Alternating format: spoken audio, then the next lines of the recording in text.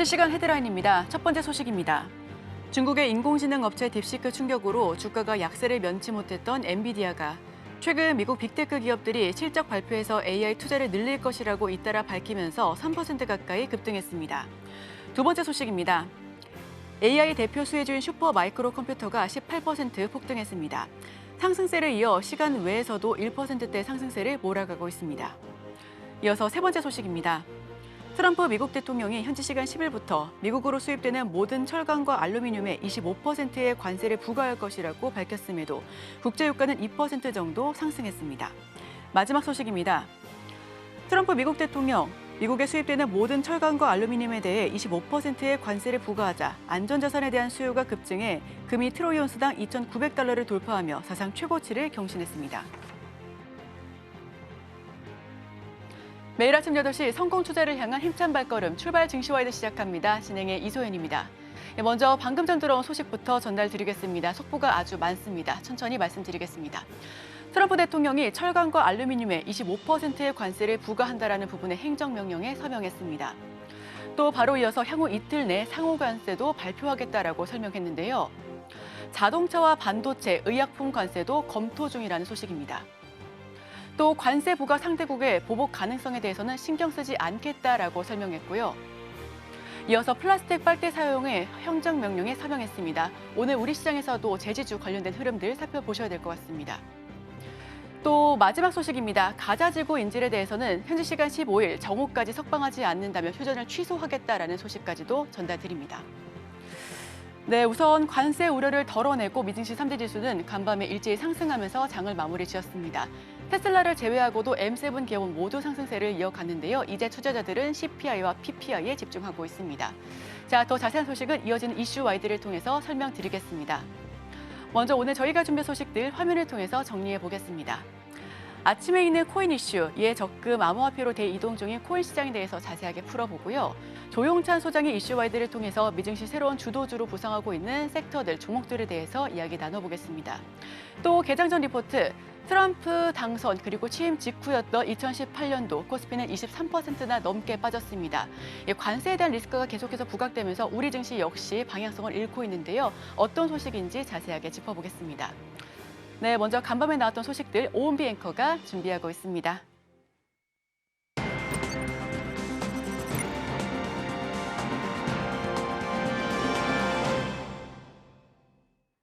네, 오늘 아침 빼놓을 수 없는 코인 소식 전달해 드리도록 하겠습니다. 먼저 첫 번째 소식입니다. 오늘 오전 6시 20분 기준 비트코인 가격이 97,000달러를 돌파했지만 기관과 개인 투자자의 매수 심리는 위축된 상태입니다. 이 중국의 대미 철강, 알루미늄 관세 부과 소식이 이 가격으로 하격을 했고요. 트럼프 대통령의 맞대응 관세 발표 이후에 다시 회복을 했습니다. 다만 ETF 유입과 옵션 시장 데이터는 매수세 부족을 의미해서 선물 시장에서의 롱 포지션 수요가 감소하고 있습니다. 기관의 매수 둔화는 미 국채 수익률 하락과 안전자산 선호 영향으로 분석됩니다. 트럼프 행정부의 보호무역 기조와 추가 관세 가능성이 투자 심리를 위축시키고 있고요. 달러 강세가 지속되고 있습니다. 비트코인은 단기적으로 98,000달러를 돌파하지 못하고 조정 중이지만 정부의 암호화폐 자산 포용 움직임이 강화가 되면서 상승 가능성이 여전히 존재합니다. 다음 소식입니다. 국내 암호화폐 거래소 예치금이 1년 새 104.32% 증가해서 10조 6,561억 원을 돌파했습니다. 금리 인하로 예적금에서 이탈했던 자금들이 암호화폐 시장으로 유입되면서 머니 무브가 가속화된 것으로 분석되는데요. 업비트 예치금은 91.9% 증가한 7조 7천억, 빗썸은 154.8% 급증해 2조 5천억을 넘어섰습니다. 지난해 11월 기준금리 인하와 미국 대선에서 친암호화폐 성향의 트럼프 당선이 자금 이동을 촉진시켰습니다. 5대 시중은행의 예적금액은 지난 2달간 26조 원 감소했으며 암호화폐 거래대금은 하루 10조 원에 달해 국내 증시 거래대금을 웃돌고 있습니다. 은행들도 암호화폐 시장 변화에 대응해서 국민은행은 3월부터 빗썸 실명계좌 서비스 제공할 예정이고요. 법인 가상자산 거래 허용 시 대규모 추가 자금 이동이 예상되고 있습니다. 다음 소식입니다. 일본 호텔 개발업체 메타플래닛이 비트코인 투자 전략을 통해서 1년간 주가가 4,000% 급등을 하면서 일본 증시 사상 최고 상승률을 기록했습니다. 이는 미국 스트래티지의 비트코인 매집 전략을 따른 결과입니다. 사이먼 레고브칩 CEO는 마이크 셀러의 전략을 참고해서 2024년 초부터 비트코인 중심 사업으로 전환했다고 밝혔습니다. 트럼프 대통령의 친 비트코인 정책 기대감이 일본 시장에서 비트코인 수요를 증가시킨 것도 추가 상승 요인으로 작용했습니다. 현재 메타플래닛은 1,762개의 비트코인을 보유하고 있고요. 2025년까지 10,000개, 2026년까지 21,000개로 확대할 계획입니다. 블룸버그는 메타플래닛이 일본 증시에 새로운 투자 패러다임을 제시했다고 평가했는데요. 그러나 비트코인의 높은 변동성으로 이 장기적 지속 가능성에 대한 우려도 함께 제기되고 있습니다. 다음 소식입니다. 일론 머스크가 트럼프 2기 행정부에 신설된 이 정부 호유부 도지 수장을 맡아서 정부 운영 효율성 개선과 예산 삭감에 주력하고 있습니다. 이 머스크의 도지는 트럼프 행정부의 친가상자산 정책과 맞물려서 주목받고 있고요. 특히 머스크가 지지하는 도지코인과의 연관성으로 도지코인은 16% 이상 급등한 바 있습니다. 머스크는 과거부터 도지코인을 적극 지지하면서 테슬라 결제 도입과 스페이스 X 협력 등으로 도지코인 가격 변동을 주도해 왔습니다. 도지는 미 재무부 결제 시스템 접근권을 확보하면서 정부 예산 지출을 통제하는 강력한 권한을 가지게 되는데요. 일부에서는 머스크의 월권을 우려하고 있지만 트럼프는 그를 신뢰한다라고 밝혔습니다. 블룸버그에 따르면 도지는 정부 운영의 블록체인 도입을 검토 중이고요. 실제 추진된다면 미국 최대 규모의 정부 프로젝트가 될 가능성이 있습니다. 다만 퍼블릭 블록체인보다는 컨소시엄 블록체인이 채택될 가능성이 높다는 분석도 제기됩니다. 다음 소식입니다. 리플랩스 갈링하우스 CEO의 백악관 암호화폐 자문위원회 합류 보도가 나오면서 리플 거래량이 코인베이스에서 100배 증가했습니다. 리플 예탁증서 출시 가능성이 제기되면서 24시간 내에 거래량이 9,640% 증가를 했는데요. 이는 ETF와 유사한 방식으로 이 기관 투자자들의 접근성을 높일 전망입니다. 한편 시카고 옵션 거래소는 리플 ETF 상장을 위해서 서류를 제출했고요. 비트코인의 시장 지배력은 61.5%로 2021년 이후에 최고치를 기록했습니다. 비트코인 강세 속에서도 이더리움은 피델리티, 블랙록 등 기관 투자자들의 대규모 매집이 진행되고 있고요. 트럼프 주도의 월드 리버티 파이낸셜이 2억 달러 상당의 이더리움을 매수한 바 있습니다. 트럼프의 관세 발표 이후에 이 암호화폐 시장이 급락을 했습니다. 20억 달러 이상이 청산이 됐지만 이후에 미국, 멕시코, 중국 간 협상으로 반등을 했는데요. 연준의 긴축 기조와 CPI 데이터 발표도 이 시장의 중요한 변수로 작용될 전망입니다. 다음 소식입니다. 코인마켓캡에 따르면 현재 등록된 암호화폐 토큰과 코인의 수가 1,099만 개를 넘어섰고요. 신규 디지털 자산이 11만 개에 달하는 상황입니다. 특히나 솔라나 네트워크 기반 밈코인의 급증이 시장 포화를 가속화하고 있는데요. 전문가들은 과도한 토큰화로 인해서 투자 자본과 관심이 분산이 되면서 알트코인 시즌이 오기 어려울 것으로 전망하고 있습니다. 코인베이스 CEO 브라이언 암스트롱은 매주 100만 개의 신규 토큰이 생성되고 거래소의 상장 절차를 재검토해야 한다고 강조했습니다. 어넘 공동 창업자 댄 노마베스는 2025년이 암호화폐 시장 통합의 원년이 될 것이고 또 프로젝트 간 합병과 토큰 통합이 필요하다고 주장을 했습니다. 암호화폐 시장의 과포화 문제는 개별 프로젝트의 지속 가능성을 약화시키고 있고요. 전문가들은 이를 해결하기 위해서 업계 구조 조정이 필수적이라고 보고 있습니다. 지금까지 코인 관련 소식 전달해드렸습니다.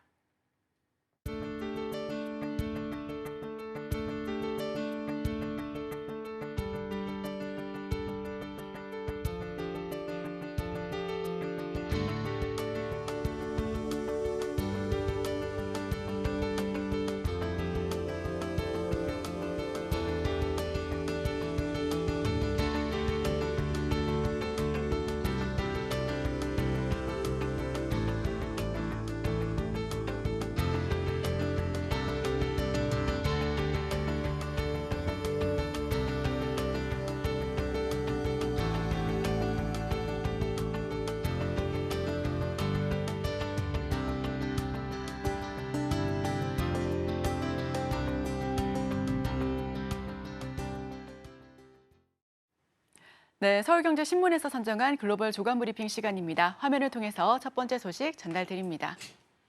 시진핑 중국 국가주석이 러시아의 제2차 세계대전 승전을 기념하는 전승절 80주년 행사 초청을 수락했습니다.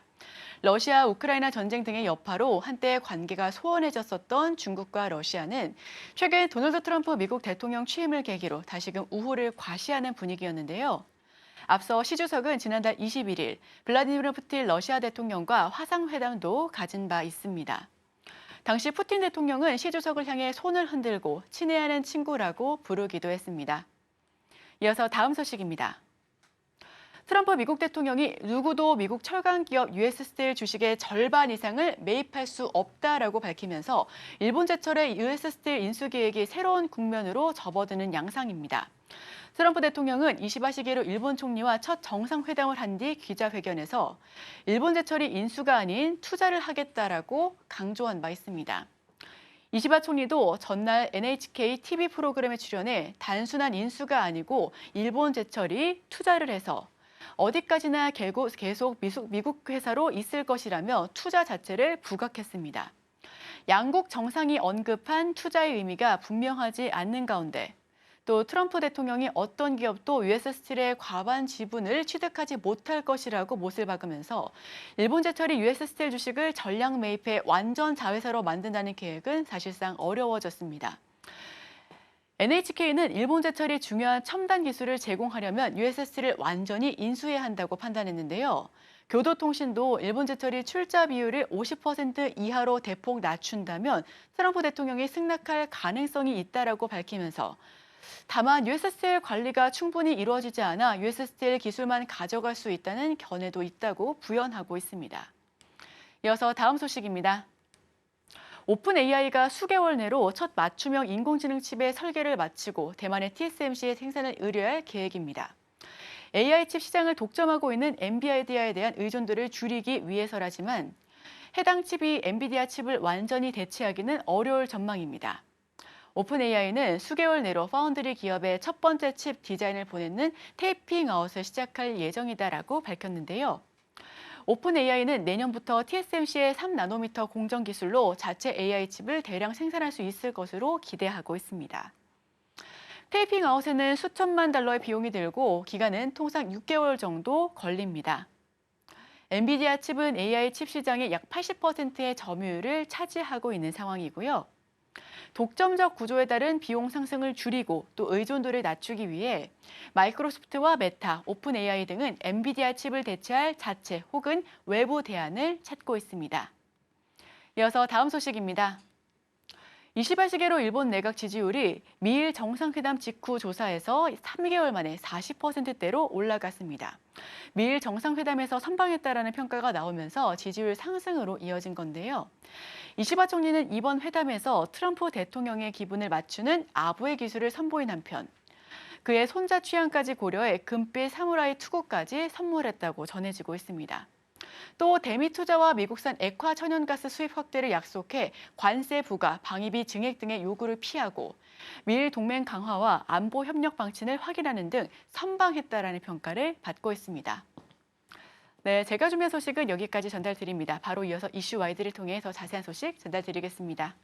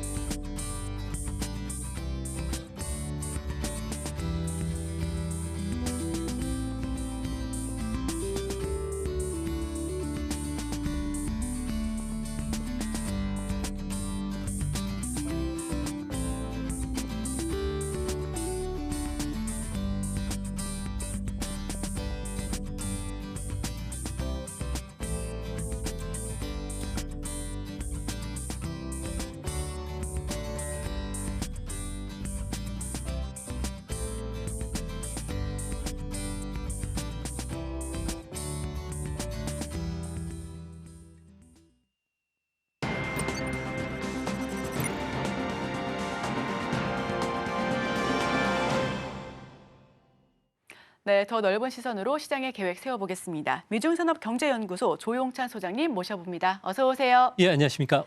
네, 소장님 미증시 3대 지수 일제히 상승하면서 마감을 지었습니다. 그런데 제가 7시 프로그램 진행할 땐 관세 우려를 덜어냈다라는 표현을 했는데 직전에는 계속해서 속보가 나오고 있거든요. 미증시 분위기 한번 짚어주세요. 네, 다우지수가 3일 만에 반등을 하긴 했는데요. 하지만 여전히 관세에 대한 그 부담감이라든지 달러 강세에 따른 영향으로 인해 가지고 불확실성이 커지면서 기술적인 반등폭이 크진 않았던 것으로 보여집니다. 다우지수는 167포인트, 0.37% 상승한 44,070포인트를 기록했는데요. 아무래도 그 상승 종목을 보면 맥도날드 같은 경우에는 5% 가까이 상승을 한 반면에 반도체 주도 이제 반등에 성공을 했습니다. 하지만 엔비디아나 브로드컴, AMD 같은 경우는 그동안에 낙폭이 컸었는데 따른 반등폭은 그렇게 크지는 않았는데요. 아무래도 현재 미중 간의 철강, 알루미늄을 비롯해서 전체적인 관세 부과가 계속 상승하는 그런 분위기이기 때문에 투자 심리가 아무래도 살아나지 못했던 것으로 보여집니다. 다행스러운 것은 반도체와 관련해서 그 위탁 생산 기업인 대만의 TSMC 같은 경우에는 1월 달 매출이 전년 동월 대비해서 35.9%나 증가했는데요. 아무래도 반도체 수요가 급속히 감소하는 것보다는 특정 종목을 중심으로 해서는 계속 화랑을 이어가고 있다는 점에서 오늘 우리 반도체 기업에도 좀 호재로 작용할 가능성이 높지 않나 보여집니다.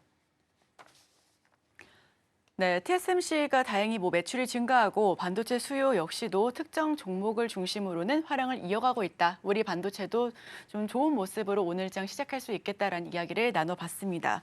자, 종목별로 살펴보면 우선 메타 같은 경우에는 15거래를 연속해서 오늘까지도 16거래를 연속 상승 흐름을 보여주고 있고요. M7 기업들 테슬라를 제외하고는 전반적으로 양호한 모습을 나타내고 있습니다. 딥시크 충격에 이어서 미중 관세 정책, 그리고 관세 전쟁, 그리고 킹달러의 영향으로 미국 증시의 대형 하이테크주가 주가 조정을 피할 수가 없다면 M7을 대체할 어떤 종목이 새로운 주도주로 부상할 수가 있을까요? 네, 지금 미국 같은 경우에 NFL이라고 해가지고 미식 축구가 지금 상당히 뜨겁게 개막이 되면서 사람들이 열광을 하고 있고요. 하지만 주시장도 아주 뜨거운 편인데요. 트럼프 같은 경우에는 취임 4주차에 들어가면서 요란스러운 셀럽이라는 별명처럼 각종 그 주요한 이벤트들을 계속 발표를 하면서 투자 심리가 그야말로 냄비처럼 끓었다 또 냉각됐다 그런 모습을 보여주고 있습니다. 특히 이번 주 같은 경우에는 무역 상대국을 중심으로 해서 상호 관세 부과가 예상되고 있고요. 또 철강이나 알루미늄에 대해서 일류 관세 도입뿐만 아니라 다양한 그 관세 정책을 펼칠 가능성이 큰데요. 특히 대만에 대해서도 반도체에 대해서는 100% 추가 관세를 지금 이야기를 하고 있기 때문에 아무래도 증시가 그 메타를 중심으로 해서 거래가 좀 조금씩 늘어나고 있지만 이전에 화랑을 좀 느끼지를 못하는 그런 정도가 되지 않나 보여집니다. 특히 그 매그니피션트 7 같은 경우에도 현재 달러 강세로 인해서 해외에서 매출이 40%까지 일어나는 테슬라라든지 애플 같은 경우에는 여전히 좀 투자 심리가 좀 살아나지는 못하고 있는 모습이고요. 이 때문에 12개월 선행 주가 수익률 같은 경우에는 현재 M7 같은 경우는 약 30배 정도가 됩니다. 이는 2022년 말 대비해서 20배점을 비교하면 한 50% 상승했는데 실적이 계속 달러 강세로 인해서 좀 안 좋아진다고 예상이 됐을 경우에는 현재 높은 밸류에이션 부담을 이겨내지 못하기 때문에 아무래도 투자자들이 M7에 대해서 이전만큼 공격적인 투자 자세를 보이기는 상당히 어렵지 않나 보여집니다. 네, 우선은 고밸류 부담 때문에 이전처럼 M7에 투자하는 것 자체는 매력도가 좀 떨어질 수 있다라는 이야기를 들어봤습니다. 미국은 실적 발표가 계속해서 이어지고 있는데요. 이 관세라는 큰 이슈 때문에 실적 장세라는 말은 좀 어렵겠습니다만 그래도 개별 종목에 대한 그런 실적 이슈가 올라와 주고 있습니다. 앞서서 말씀해 주셨던 맥도날드도 그렇고요. 어떤 업종, 어떤 기업 실적을 조금 더 주목해 보면 좋을까요?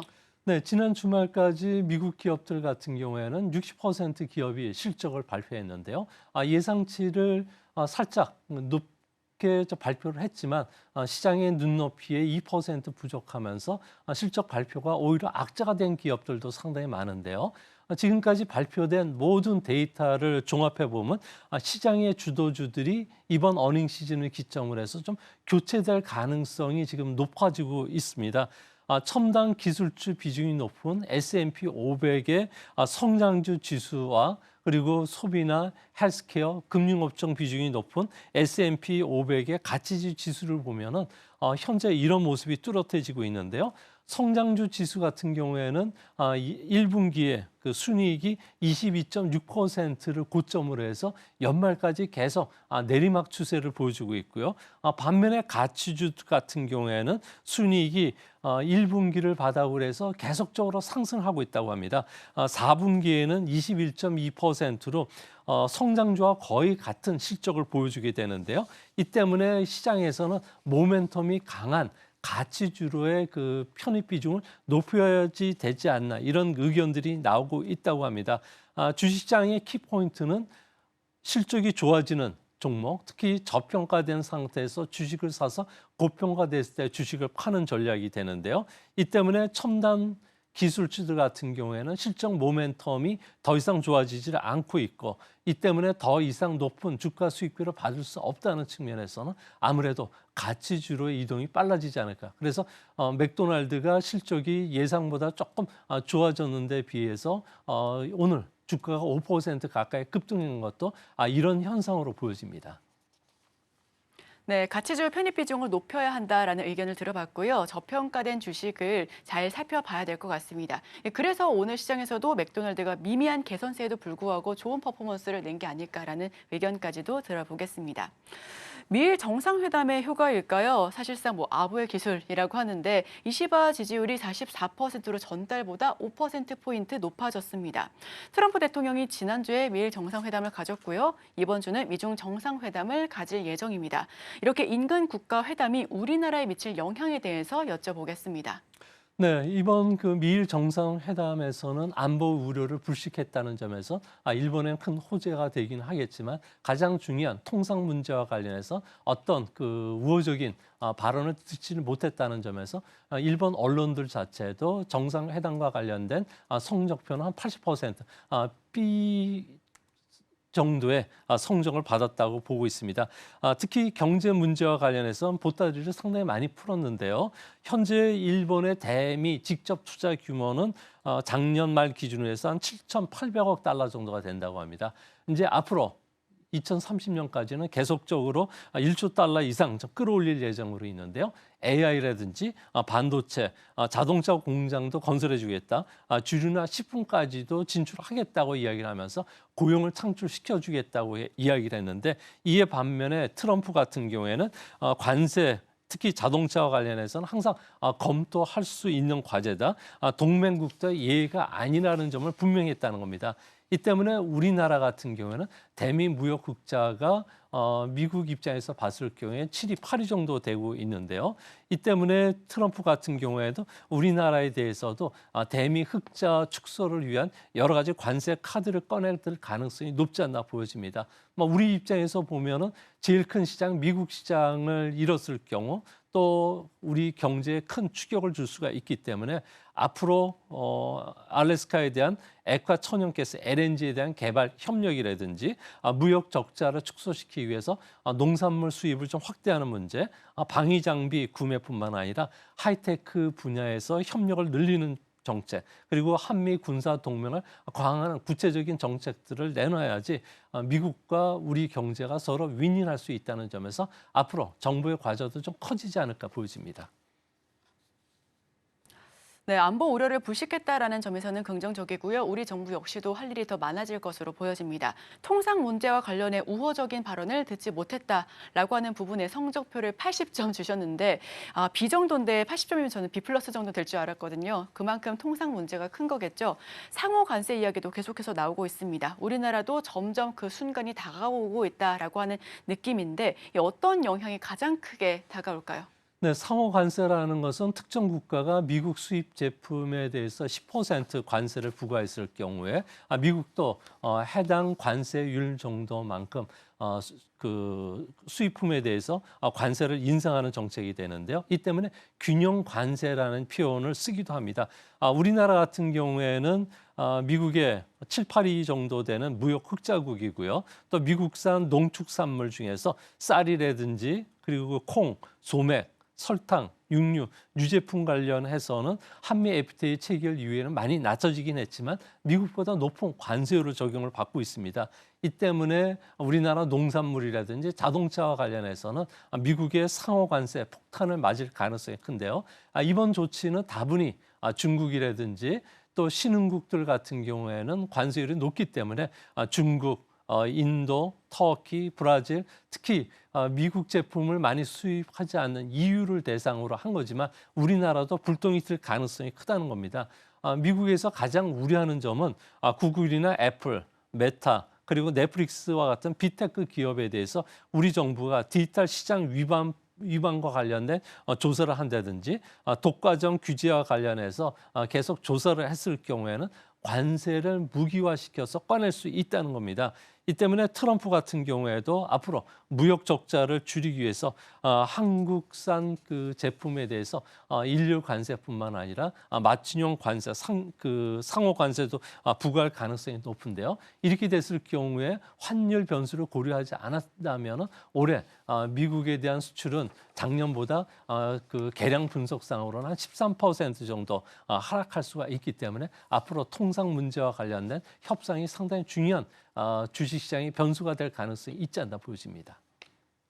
네, 균형 관세라는 표현을 쓰기도 하는데 공평해 보이지만 사실상 뜯어보면 그렇지가 않습니다. 우리는 환율 변수 역시도 고려를 해봐야 될 것 같고요. 100엔이 1,000원으로 돌아올 수 있겠다라고 하는 부분과 더불어서 엔화는 연일 강세를 기록하고 있습니다. 트럼프 관세 발언에 한때 152엔까지 상승한 바 있는데요. 엔고 현상이 가팔라지고 있는 이유가 뭘까요? 네, 아무래도 일본은행 같은 경우에는 지난 12월 달에 금리를 인상을 시켰고요. 그리고 연말까지는 1%까지 금리를 인상을 시킬 것으로 보여집니다. 하지만 미국 같은 경우에는 금리를 계속 인하시키면서 금리 차가 계속 벌어지고 있다는 겁니다. 여기에 불을 끼얹은 것은 아무래도 기름을 끼얹은 거죠. 이렇게 보면은 미일 정상회담 때 무역 적자를 좀 불균형을 조정하는 문제들이 이야기됐는데요. 이 때문에 앞으로 엔고를 유도하기 위한 제2의 프라자 합의가 어느 정도 정상선에서 이야기된 것은 아닌가 보여집니다. 이렇게 된다면 미일 간의 금리차가 축소되고 장기 금리차가 뚜렷하게 좁아지게 될 가능성이 큰데요. 이러면 엔고 현상이 계속 진행이 될 수밖에 없지 않나 보여집니다. 이렇게 됐을 경우에 원웬 환율 같은 경우에도 100엔당 850원까지 우리가 절상되기도 했었는데 지금은 955원까지 올라갔습니다. 이제 앞으로는 1,000원까지도 올라갈 수 있다는 점에서 미국 시장 또 해외 시장을 두고서 자동차라든지 전기 전자제품과 관련된 일본과 경쟁하는 기업들 같은 경우에는 상대적인 반사 이익을 볼 수 있다는 점에서 일률 관세라든지 상호 관세 부과에도 일본보다는 우리가 조금 더 유리한 위치에서 경쟁을 할 가능성이 높지 않나 보여집니다. 네, 미일 간 금리 차가 축소되면서 원엔 환율 같은 경우도 어느 정도 변동성이 좀 야기될 수 있다라는 부분 이야기를 해봤습니다. 미국과 ECB는 금리 인하, 그리고 일본은행은 금리 인상 이렇게 상반된 통화 정책을 펼치고 있는데요. 사실 작년에 엔켈의 청산 위험도가 굉장히 높게 평가가 됐었는데 올해는 작년과 좀 비슷한 충격일지 아니면 좀 덜할지 어떻게 보실까요? 네, 미일 정상회담 이후에 엔고가 좀 더 지속이 됐을 경우에는 아무래도 엔트레이드가 청산될 가능성이 상당히 높을 것으로 보여지는데요. 우리 한국은행 같은 경우에는 엔크레드와 관련해서는 규모가 500조 원 정도가 되고요. 향후 청산이 가능한 큰 자금들 같은 경우에는 32조 엔 정도가 되는 것으로 보여집니다. 이렇게 되면 달러 환율 같은 경우는 1달러에 151엔까지 갔지만 앞으로는 130에서 135엔까지도 절상될 가능성이 높다고 보여지는데요. 이렇게 되면 금리가 낮은 엔화를 빌려서 달러와 같은 고금리 통화에 투자를 하거나 주식시장에 투자한 자금들 같은 경우는 일시에 청산될 가능성이 크다고 합니다. 지난해 8월 1일 날 니케이 평균 주가가 앵커레드 트레이드가 청산되면서 무려 장중 한때 1,300엔이 폭락을 한 사태가 발생을 했는데요. 이렇듯이 리스크 오프 현상으로 인해서 떨어질 가능성이 높지만 하지만 지금 현재 상황에서는 그 당시보다도 현재 엔화 같은 경우에는 좀 그 추세적이고 또한 미리 많이 청산들이 이뤄왔다는 점에서 과거와 같은 큰 충격은 없지 않을까 보여집니다. 하지만 중요한 것은 앵커리지 청산이 되면은 M7과 같은 고평가된 종목들 중심으로 해서는 일순간에 매도 물량이 출회될 수가 있기 때문에 이런 그 주식시장의 변동성 확대와 관련해서도 좀 주의할 필요가 있지 않나 생각이 됩니다. 네, 엔켈이 청산이 이루어진다면 M7과 같은 빅테크 종목 위주로 차익 물량이 좀 크게 나올 수 있다라고 하는 부분, 단기간의 변동성에 다시 한번 유의가 필요해 보입니다.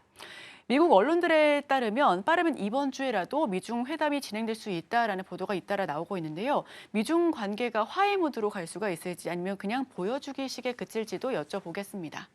네, 현재 그 트럼프 2기에서는 1기 때보다도 미국 우선주의 정책을 더 강하게 밀고 있는데요. 이 때문에 중국과 관련된 압박이 생각보다 전방위적으로 진행이 되고 있다고 합니다. 중국 입장에서 봤을 경우에는 1990년 이후에 가장 안 좋은 경제 상황이고요. 또 정치권에서도 내용이 좀 벌어지면서 트럼프의 압박을 피하기는 어렵지 않나 보여집니다. 미국 같은 경우에는 당장 그 중국에 대해서 협상안을 내밀었는데요. 75일 이내 틱톡 매각 문제를 비롯해서 2020년도에 자신에게 약속했던 2천억 달러 미국 제품 수입을 지금 당장 재개하라는 거고요. 또 멕시코나 인도 그리고 베트남을 경유해서 미국에 수출하고 있는 철강이라든지 자동차와 관련된 자율 규제를 요구를 하고 있고요. 남중국해에서 도발을 중단하는 여러 가지 제안들을 해놨는데 이 문제와 관련해서 시진핑이 받아들였을 경우에 시진핑의 당, 정, 군에 대한 장악력이 크게 약화될 수 있다는 점에서 시진핑의 고민도 커지고 있다고 합니다. 이 때문에 현재 트럼프 같은 경우에는 중국에 대해 10% 관세를 부과하면서 중국과 관련된 관세율이 23%까지 높아졌지만 그 실제적으로 중국이 미국에 대해서 관세는 140억 달러 정도 한정돼서 25% 관세를 부과했기 때문에 그런 측면에서 보면은 뭐 천둥은 크게 치고 있는데 빗방울은 한두 방울에 그치는 이런 현상이 계속 진행이 되지 않을까 보여집니다. 결국은 공장은 시장은 이겨낼 수는 없을 거로 보여집니다. 미국의 압도적인 힘에 의해서 중국이 굴복할 가능성이 높을 거로 보여지고요. 이 때문에 많은 해외 기업들, 글로벌 기업들은 탈중국화, 공급망 개편에 서두를 가능성이 크다고 합니다. 이로 인해서 미중 간 디커플링이 이제 앞으로 빠르게 진행이 될 가능성이 큰데요. 이렇게 됐을 경우에 우리나라 같은 경우에는 자율주행 기술이라든지 소프트웨어 그리고 화상 처리 반도체와 관련된 부분 그리고 생성 AI에 관련돼서 우리나라가 미국 기업들과의 협력 그리고 그 수출할 수 있는 시장이 더 늘어나게 되고요. 전기 자동차 배터리와 관련돼서 중국을 대체하는 틈새 시장을 미국에서 찾을 수 있다는 점에서 중국에 대한 미국의 압박이 가속화될수록 우리한테는 상대적인 이익이 그만큼 커지지 않을까 보여집니다. 네, 결과가 보여지고 있는 가운데 시진핑 중국 국가주석의 고민도 깊어질 것으로 예상됩니다. 셈법도 더 복잡해질 것으로 보여지는데요. 우리도 다르지 않을 것 같은데 다만 이에 반사이익을 얻어서 수에 대한 수혜 기업도 늘어날 수 있을 것으로 보여집니다. 이 부분까지도 함께 참고해 주시면 좋겠습니다. 금값이 트럼프 관세 정책에 대한 불안감의 사상 최고치를 기록하고 있습니다. 추가 상승이 가능할지도 굉장히 궁금하고요. 은을 봐야 될지 안전자산에 대한 매력도 어떻게 평가하실까요? 네, 금 같은 경우에는 인류가 채굴했던 금이 그 국제 경기장, 수용 경기장이죠. 여기 반 정도밖에 채굴이 지금 안 되어 있는 상태라고 합니다. 이 때문에 앞으로도 더 많은 채굴이 일어나긴 하겠지만 그렇지만 그 수요 공급 자체가 불균형 심한 상태가 당분간 지속이 되는데요. 여기에 안전자산 선호 현상이 계속 진행이 되고 있고요. 이뿐만 아니라 그 중국을 비롯한 브릭스 플러스 국가들 9개국이 기본적인 그 새로운 통화라고 하는 유니테 금이 40% 포함이 되고 있기 때문에 중국 같은 경우에는 외환 보유고 중에서도 금 보유량이 3개월 연속 증가하면서 현재는 2,284톤 정도를 보유하고 있다고 하면 앞으로도 더 많은 금을 보유할 수밖에 없는데 이제 앞으로 트럼프의 대중국과 관련된 규제 그리고 상호 관세 부과라든지 다양한 그 관세 정책이 진행이 되면은 외국 기업뿐만 아니라 외국 그 중앙은행들 같은 경우는 외환 보유에서 금에 대한 비중이 계속 늘어날 수밖에 없지 않나 보여집니다. 그런 측면에서 보면은 현재 국제 금 가격은 계속 상승 추세를 이어갈 것으로 보여지는데요. 1트로이 온스당 3,000달러 정도까지는 돌파하는 데는 좀 크게 문제가 없지 않나 보여집니다. 하지만 3,000달러를 돌파해서 계속 상승하기에는 여전히 부족한 면이 있는데요. 금 투기 매수 물량들 같은 경우에는 과거 최고치인 30만 장 전후까지 쌓여 있기 때문에 3,000달러 전후에서는 이 차익 물량들이 한꺼번에 쏟아질 수 있다는 점에서도 아무래도 시장에서는 금 대신 은을 선호하는 현상도 이 때문인 것으로 보여집니다. 네, 국제 금 가격 같은 경우에는 트로이 온스당 3,000달러 전후에서 차익 매물이 좀 나올 것으로 보여지고요. 그렇다면은 상대적으로 은 쪽으로 수요가 더 몰릴 수도 있겠다라는 점 참고하시길 바랍니다. 상해 종합지수가 10월 고점 대비해서 약 7% 정도 하락한 상태입니다. 중국 증시 부진을 면치 못하는 이유가 미국 때문이다라고 좀 명확하게 할 수는 없겠지만 그럼에도 불구하고 미국형 영향이 좀 클 것으로 보여지는데요. 향후 중화권 증시 흐름 어떻게 보시는지도 굉장히 궁금하고요. GDP도 그렇고 중국 측에서는 그래도 좋아지고 있다라고 매일 발표를 하고 있는데 우리가 어떻게 좀 대응하면 좋을까요? 네, 그 중국 증시에 투자하는 사람들 같은 경우에는 뭐 관세 정책, 관세 전쟁이 좀 시작이 됐는데도 불구하고 중국 정부가 통화 정책을 이제 완화시켜주겠다고 했는데 시장 눈높이에 2% 부족하다는 거죠. 새로운 여러 가지 정책들이 발표되지 않고 있기 때문에 중국 증시는 10월 그 중순에 고점을 친 이후에는 계속적으로 조정이 좀 깊어지는 그런 모습을 보여주고 있습니다.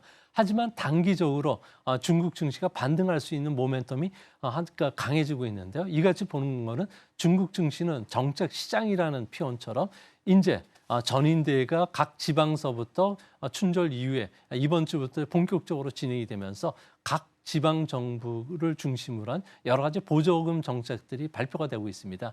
이뿐만 아니라 이제 조만간에 중국 정부 같은 경우에도 이제 SOC 사업 투자 확대라든지 소비 진작책, 반도체와 관련된 생성 AI, 전략적 지원 산업들과 관련된 여러 가지 지원안들이 지금 전인대에서 발표될 가능성이 높고요. 또 춘절에서 돌아온 기업들 같은 경우에도 공장을 중심으로 해서 시작 버튼이 눌러지면서 전반적인 경제 활동이 좀 활발해지는 그런 시즌이 들어갔다는 겁니다. 이 때문에 중국 주식과 관련해서는 단기적으로 정책 호재들, 보조금 주는 정책, 그리고 소비 관련주를 중심으로 해서는 단기적인 반등이 이어갈 것으로 보여지는데요. 하지만 이번에 전인대 이후에 주식시장의 조정이 좀 깊어질 가능성이 크다는 점에서 아무래도 반등 시 보유 비중을 좀 축소하는 전략도 바람직하지 않나 이렇게 보여집니다. 네, 반등 시 보유 비중을 축소하면 좋겠다라는 의견까지도 들어봤습니다. 자, 그럼 오늘 나눈 내용들 화면을 통해서 다시 한번 정리해 보겠습니다. 조용찬 소장의 이슈와이드 미증시 새로운 주도주 부상 하나. 4분기 실적 발표 시즌입니다. 시장 주도주 교체 신호음이 나오고 있는데요. 2025년 순이익 증가율 상위, 일단 헬스케어와 소프트웨어, 소비 관련주를 꼽아주셨습니다. 금융시장의 갑작스러운 리스크 오프 현상에 주의할 필요가 있다는 부분과 함께 중화권 움직임까지 짚어봤습니다. 네, 조용찬 소장과는 여기서 인사 나누도록 하겠습니다. 저희 출발 증시와이드는 9시 개장 방송까지 계속해서 이어갑니다. 간밤에 나왔던 소식들 이가은 앵커가 준비하고 있습니다.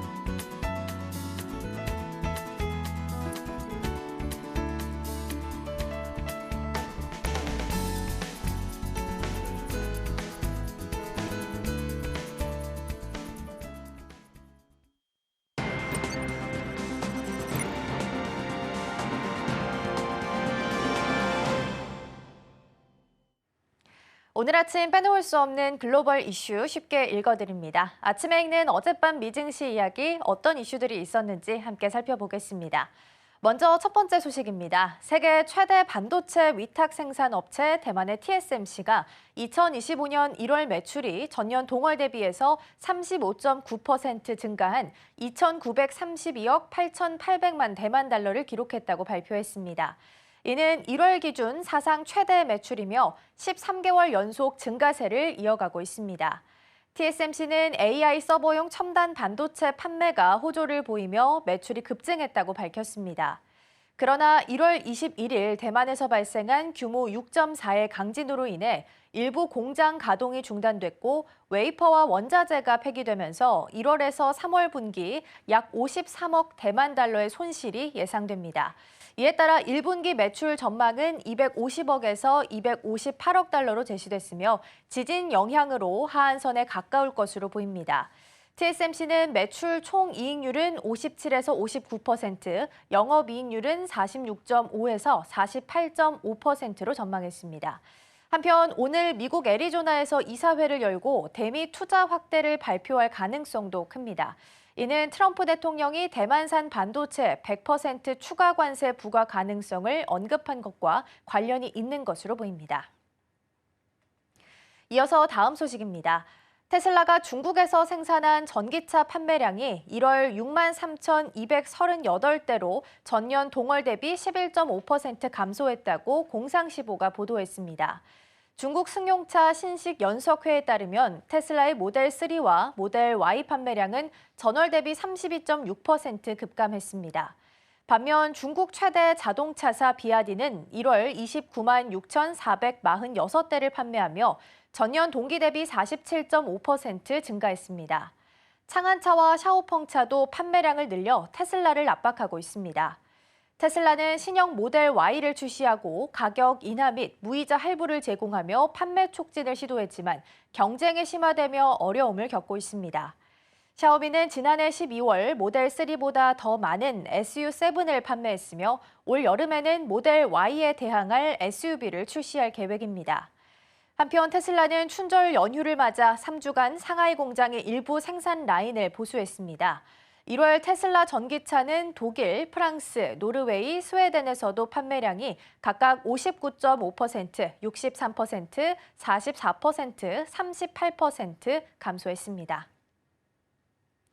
이어서 다음 소식입니다. 장노엘 바로 프랑스 외무장관이 도널드 트럼프 미국 대통령의 유럽연합 관세 부과에 대해 동일한 대응을 시사했습니다.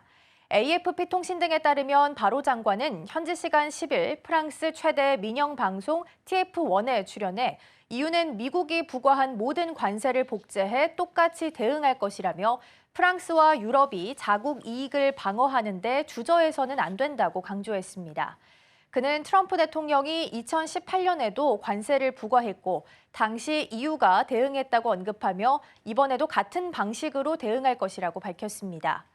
이어 EU위원회가 보복 관세 적용 부문을 검토 중이며 준비가 되면 조치를 취할 것이라고 설명했습니다. 바로 장관은 이제 때가 됐으며 EU와 무역 전쟁을 시작하는 것은 누구에게도 이롭지 않다고 경고했습니다. 이어서 다음 소식입니다. 데미스 허사비스 구글 딥마이드 CEO이자 지난해 노벨 화학상 수상자는 중국 AI 모델 딥시크가 중국에서 나온 최고의 작품이라고 평가하면서도 새로운 과학적 진전은 없었다고 밝혔습니다. CNBC에 따르면 허사비스 CEO는 프랑스 파리 AI 액션 서밋을 앞두고 열린 구글 행사에서 딥시크 모델은 인상적이며 지정학적 차원에서 변화를 가져올 것이라고 말했습니다. 하지만 기술적으로 과대평가됐다며 새로운 혁신 없이 기존 AI 기술을 활용한 것이라고 지적했습니다. 딥시크는 지난달 자사 AI 모델이 주요 기업들로부터 저렴한 엔비디아 칩으로 학습됐다고 밝혀 주목받았으나 허사비스는 구글의 최신 AI 모델 제미니 2.0 플래시가 딥시크보다 더 효율적이라고 강조했습니다. 또한 그는 AGI 개발에 대해 약 5년 이내 인간의 모든 인지 능력을 갖춘 시스템이 등장할 것이라며 사회가 이에 대비해 혜택을 누리면서도 위험을 줄이는 방안을 마련해야 한다고 말했습니다. 이는 오픈 AI 샘 올트먼 CEO의 AGI 관련 발언과 같은 맥락으로 해석됩니다. 이어서 마지막 소식입니다. 글로벌 행동주의 펀드 엘리엇 인베스트먼트 매니지먼트가 영국 석유 대기업 BP의 지분을 인수했습니다. 지분 규모는 공개되지 않았지만 엘리엇이 주주 수익률을 높이기 위해 경영진 교체나 사업 분리를 압박할 가능성이 큽니다. 월스트리트 저널은 소식통을 인용해 엘리엇이 BP의 경영선과 회복을 위해 적극적인 조치를 요구할 것이라고 보도했습니다. 약 700억 달러의 자산을 운용하는 엘리엇은 월가에서 가장 영향력 있는 헤지펀드 중 하나로 평가됩니다. 한편 BP는 전통적인 석유 가스 사업에서 벗어나 풍력, 태양광 등 저탄소 에너지로 전환했지만 주가는 여전히 경쟁사인 쉘과 엑손모빌보다 뒤처지고 있습니다. 시가총액도 쉘의 절반, 엑손모빌의 5분의 1 수준에 불과합니다. 팬데믹 당시 배당을 대폭 삭감한 이후 부채 감축과 비용 절감을 위해 구조 조정을 진행하고 있습니다. 또한 BP는 이라크와 멕시코만에서 성장 조짐이 나타나고 있다고 주장하며 해상 풍력사업 협력사를 영입하고 주유소 및 풍력사업 일부를 매각하는 등 비용 절감을 추진하고 있습니다. 지금까지 아침에 읽는 어젯밤 미증시 글로벌 이슈였습니다.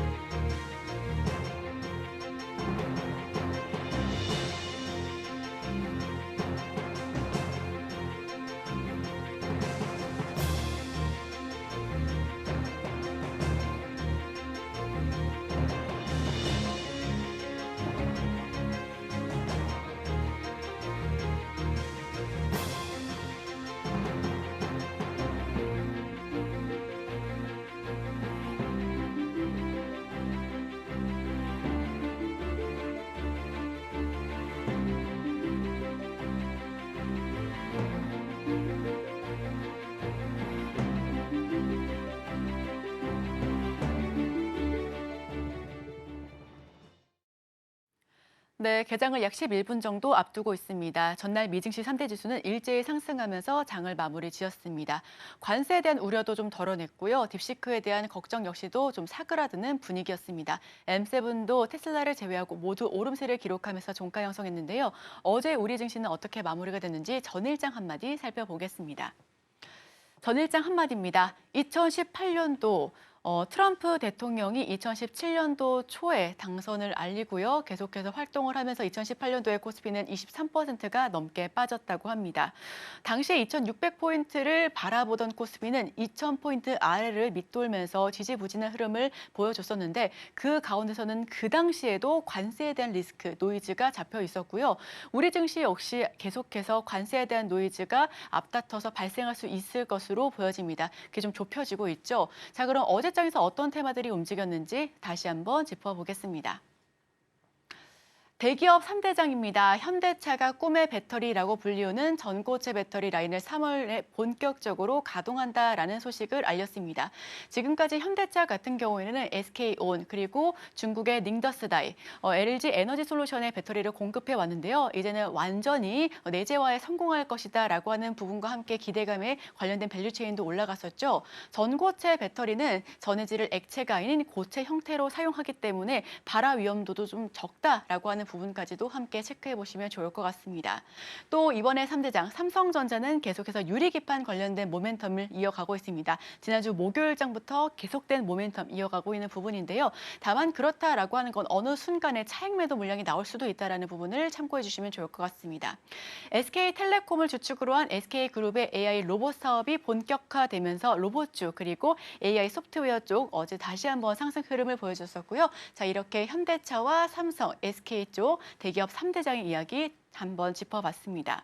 반도체로부터 비롯된 한 걸음 더 나아간 세부 테마들 살펴보시면요. 2분기 낸드 플래시 가격 반등세에 힘입어 그리고 K-칩스법에 대한 기대감 지속에 반도체와 반도체 소부장 관련된 종목들도 다시 한번 상승불을 켰습니다. 또 애플이 2026년도에 첫 폴더블 아이폰 그리고 아이패드를 출시할 것이 유력하다라는 소식과 더불어서 아이폰 관련된 테마, 부품주가 함께 상승세를 보여줬었고요. AI 시대 적층 세라믹 콘덴서 MLCC 수요가 증가할 것이다라고 하는 기대감에 이 MLCC 관련주도 일제히 상승불을 켰습니다. 전기를 저장하고 방출하는 역할을 하니까 굉장히 중요한 핵심 역할을 하겠죠. 앞으로도 계속해서 관련된 테마 살펴보시면 좋을 것 같고요. 자, 이어서 다음 테마들 살펴보겠습니다. 이번엔 먹고 놀고 듣는 이런 테마들 어제 상승세를 보여줬는데 시진핑 국가주석 한한령 해제 시사를 하면서 엔터와 미디어주가 한번 상승세를 크게 보여줬습니다. 특히나 BTS 완전체에 대한 기대감으로 엔터주가 상승폭을 확대해 나갔고요. 트럼프 무풍지대라고 할 수 있는 관세 리스크가 좀 적은 게임과 엔터가 영향력 앞으로 좀 펼칠 수 있을 것으로 보여집니다. 이 관세에 대한 영향력이 제한적일 수 있을 것이다라는 기대감 속에 더 오른 모습 확인할 수가 있겠습니다. 또 작년 상반기 내내 좋은 모습을 보였었던 수출 식품과 관련해서도 어제 다시 한번 상승세가 높아졌는데요. 식품과 외식업체가 가격 인상을 하겠다라고 하는 소식에 식품 테마가 상승 흐름을 보여줬습니다. 또 트럼프 관세 리스크는 지속되고 있습니다. 수입 철강의 25% 관세 부과와 더불어서 어제 철강주가 하락했는데요. 미국 증시에서는 철강이 오히려 상승하는 모습을 보여줬었고요. 철강을 주 매체로 한 자동차 관련주는 일제히 하락하면서 하락세 계속해서 키워나갔습니다. 오늘 우리 시장에서도 자동차 관련된 종목들 어떤 모습을 보여줄지 좀 장 개장하고 직후부터 살펴봐야 될 것 같습니다. 트럼프 대통령이 상호 관세에 대한 우려 속에서 자동차 대표주가 어제 일제히 하락폭을 보여줬는데 오늘 우리 시장에서 더 큰 차익이 나올 수도 있다는 점 참고해 주시면 좋을 것 같습니다. 모든 철강과 알루미늄에 대한 25% 관세 부과 방침을 밝혔고요. 비철금속은 오름세를 기록했습니다. 자, 그럼 특징주로 넘어가 보겠습니다. 네, PI 유리기판 검사 솔루션에 대한 보유 지속에 이틀 연속 상한가를 터치하고 있습니다. 삼성전자가 유리기판에 도전하겠다라고 선언을 하면서 계속해서 상승 흐름을 보여주고 있는 새내기 종목입니다. 상장 직후에는 그렇게 좋은 모습을 보여주지는 못했다가 이제 와서 퍼포먼스를 강하게 연출하고 있는데요. 지난달 신규 상장을 보여줬었던 YG는 AI 챗봇과 소프트웨어 전문 기업이다라는 소식 속에서 이 해당 소식이 SK 모멘텀과 함께 부각을 받아 어제 상한가 터치했습니다. 유일 에너테크는 현대차 그룹의 전고체 모멘텀 속에 상승세를 보여줬었고요. 지금 해당 종목들은 어제장을 크게 움직였었던 각 대기업들과 관련된 밸류체인 종목들입니다. 또 마지막으로 우리 금융지주는 비과세 배당 기대감에 7%가 넘게 오르면서 어제장에서 관련된 금융주들 역시도 상승세를 보여줬다라고 전일장 특징주 정리해 보겠습니다. 네, 전반적으로 시장은 장 초반에 관세에 대한 이슈를 반영하면서 살짝 흔들리는 모습을 보였습니다. 그러나 그럼에도 불구하고 학습 효과가 있어서인지 지수 반응을 조금씩 좀 올려 세우는 모습을 보이게 됐고요. 코스닥은 5일 연속 상승세를 보였고 거래 대금도 10조 넘게 올랐습니다. 다만 이제 이 상호 관세 부과에 대한 내용이 11일에서 12일, 아마 우리 시간 기준으로는 내일과 모레쯤 반영될 것으로 보이는데요. 그러다 보니까 이 관세를 이번 주에는 빼놓고 이야기를 할 수가 없을 것 같습니다. 관세에 대한 내용들 준비를 해봤는데 그중에서도 이슈가 나온다 하더라도 영향을 좀 덜 받을 수 있는 섹터가 어딜까 고민하다가 준비해봤습니다. 함께 뉴스 살펴보시죠.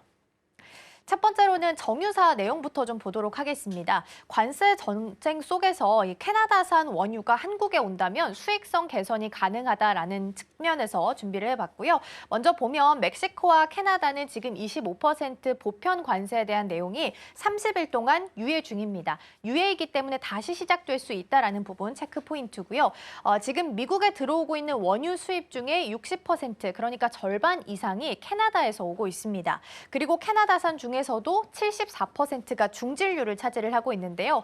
만약에 미국 쪽에 수출하는 이 판로가 막히게 된다면 이 중진류, 캐나다산 중진류가 아시아로 넘어올 가능성이 높아진다라는 겁니다. 그렇다면 지금보다 더 저렴한 원유가 도입될 수 있고 지금보다 더 수익 개선도 가능해질 전망입니다. 지금 한국은 원유 수입을 거의 100% 의존하고 있는 상황이라서 이 원유 쪽에서 가격이 좀 더 축소가 되게 된다면 마진율도 더 높아질 수 있다는 장점도 함께 보시면 좋겠습니다. 그리고 캐나다산이라는 하나의 선택지가 더 생기게 된다면 수입국 다변화도 가능하다라는 이야기 함께 보시면 좋겠습니다. 실제적으로 이 컨퍼런스 콜 내용들도 보면 캐나다산에 대해서 긍정적으로 이야기한 기업들도 있었습니다. 대표적으로 SK이노베이션 같은 경우에는 1분기 됐을 때 미국산 25%를 가지고 가고 나머지 캐나다산에 대해서도 도입할 계획에 대해서 밝히기도 했고요. HD 현대오일뱅크 같은 경우에는 캐나다산 원유가 들어오게 된다면 한국 K 정유사들에게는 굉장히 좋은 기회가 될 것이다라는 코멘트를 남기기도 했습니다. 관세 전쟁이 불거져서 만약에 멕시코랑 캐나다랑 유예가 좀 끝나서 다시 한번 부과가 되게 된다면 오히려 우리에게는 호재가 될 수 있을지 함께 보시면 좋겠습니다. 자, 그럼 이어서 다음 페이지 보도록 하겠습니다. 그리고 관세 무풍지대도 살펴보겠습니다. 아무래도 관세에서 가장 좀 피할 수 없는 쪽이 반도체, 2차 전지, 자동차, 철강 등등이 있겠죠. 그래서 지금은 오히려 무형 자산에 대해서 선호도가 더 높아지고 있는 시점이기도 합니다. 무형 자산 중에 가장 대표적인 게 엔터도 있을 거고요. 게임이나 AI 소프트웨어 관련주들이 그래서 지금 시장 안에서 관심을 좀 많이 받고 있는 건데요. 그중 대표적으로 엔터주가 어제 굉장히 큰 시세를 내기도 했습니다. 그래서 내용 보겠습니다. 어제 브리핑에서 전해드린 것처럼 2월 7일에 우원식 국회의장과 시진핑 중국 국가주석이 만남을 가졌습니다. 그리고 이 자리에서 우원식 국회의장이 한알령 해제에 대해서 좀 이야기를 하게 됐고 시진핑 중국 국가주석도 이에 대해서 긍정적인 코멘트를 내놓게 되면서 해제될 수도 있나라는 기대감이 좀 올라가게 됐습니다. 특히나 10월에 이제 에이펙 정상회의가 이제 경주에서 열리게 될 텐데요. 여기에 이제 참석에 대해서 물어봤을 때도 시진핑 중국 국가주석이 참석은 관례다, 긍정적으로 생각하고 있다라고 코멘트를 내놨기 때문에 더한 기대감을 더 보태주는 모습을 보였습니다. 다만 이제 문제점이 좀 있다라고 한다면 중국 쪽에서는 유튜브 채널도 그렇고 문화 콘텐츠에 대해서 제재나 좀 검열이 있는 편이라서 자유롭게 좀 시장을 점령하기는 좀 어려울 수도 있다라는 시각도 있습니다. 자, 그럼 한알령이 만약에 정말 해제가 된다면 수혜를 받을 수 있는 종목들은 어디가 있을지 차례대로 볼 텐데요. 증권가에서는 가장 탑픽 종목으로 지금 SM엔터를 뽑고 있습니다. SM엔터는 텐센트 뮤직, 중국에 있어서 가장 큰 플랫폼이고요. 디어유랑 같이 제휴를 하고 있는데 디어유의 SM엔터가 최대 주주로 자리를 하고 있습니다. 그렇게 된다면 중국 진출이 조금 더 쉬워질 수 있다라는 장점이 있고요. 그룹 내에서도 중국인 멤버가 다수 포진해 있다라는 점, 그리고 IP 중에서는 에스파가 가장 강력한 IP로 가지고 있다라는 장점도 있습니다. 다음 페이지 보겠습니다. 두 번째로는 큐브엔터 이야기가 나오고 있습니다. 여자아이들이 전원 재계약한 부분도 호재일 거고요. 중국인 멤버인 우기도 굉장히 중국 내에서 인기가 많다라고 합니다. 다만 이제 큐브엔터를 향한 좀 안 좋은 시선이 있다라고 한다면 아이들이 유일한 단일 IP이기 때문에 만약에 이쪽에서 휴먼 리스크가 발생하게 된다면 큐브엔터도 같이 꺾일 수 있다라는 점은 참고를 좀 하셔야 될 것 같습니다. 마지막으로 세 번째는 하이브입니다. 여기는 이제 당연히 슈퍼 IP, 방탄소년단이랑 세븐틴 등을 보유를 하고 있는 상황이고요. 제이홉은 상반기에 글로벌 투어 그리고 6월이 되면 방탄소년단 모두 전원 군필 멤버가 될 수 있기 때문에 6월 이후부터는 좀 더 콘서트나 MD 상품들이 좀 더 활성화될 수 있다라는 이야기들 같이 나오고 있습니다. 다만 중국 소비주 전체적으로 긍정적으로 보는 건 아니라는 점 함께 참고해 보시고요. 뉴스 마무리하고 예상 체결 지수까지 살펴보도록 하겠습니다. 네, 오늘 양시장은 플러스권에서 출발 준비합니다. 2,500선 디디면서 이제 움직임 좀 보이고 있고요. 코스닥은 5일 연속 계속해서 상승세 보이고 있습니다. 그리고 중요한 건 거래 대금도 10조를 돌파하면서 움직임 보이고 있으니까 오늘 추가적인 상승 이어갈지 함께 보시면 좋겠습니다. 자, 그럼 오늘 시장 문 열고 돌아오겠습니다.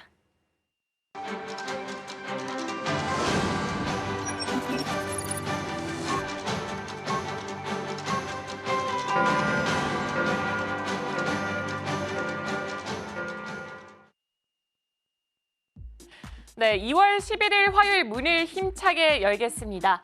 어제 우리 증시는 트럼프발 관세 리스크에도 불구하고 보합권에서 마무리를 지었습니다. 코스피는 약보합, 그리고 코스닥은 5거래일 연속 상승하는 모습 보여줬습니다. 하지만 이 외국인 투자자가 양시장에서 매물을 출회했다라는 점은 조금 더 부각이 됐었습니다. 그리고 간밤 뉴욕 증시 같은 경우에는 3대 지수 모두 다 상승 마감했습니다. 그럼 지수부터 바로 열어보도록 하겠습니다. 네, 오늘 양시장 기분 좋게 상승불을 켜면서 출발하고 있습니다. 코스피는 지금 2,530포인트 선 위에서 출발하고 있고요. 코스닥 같은 경우에는 0.21% 올라가면서 750포인트 선 그 위에서 출발하는 흐름 보여주고 있습니다. 업종별 흐름도 함께 체크해 보도록 하겠습니다. 가장 먼저 유가증권 시장입니다.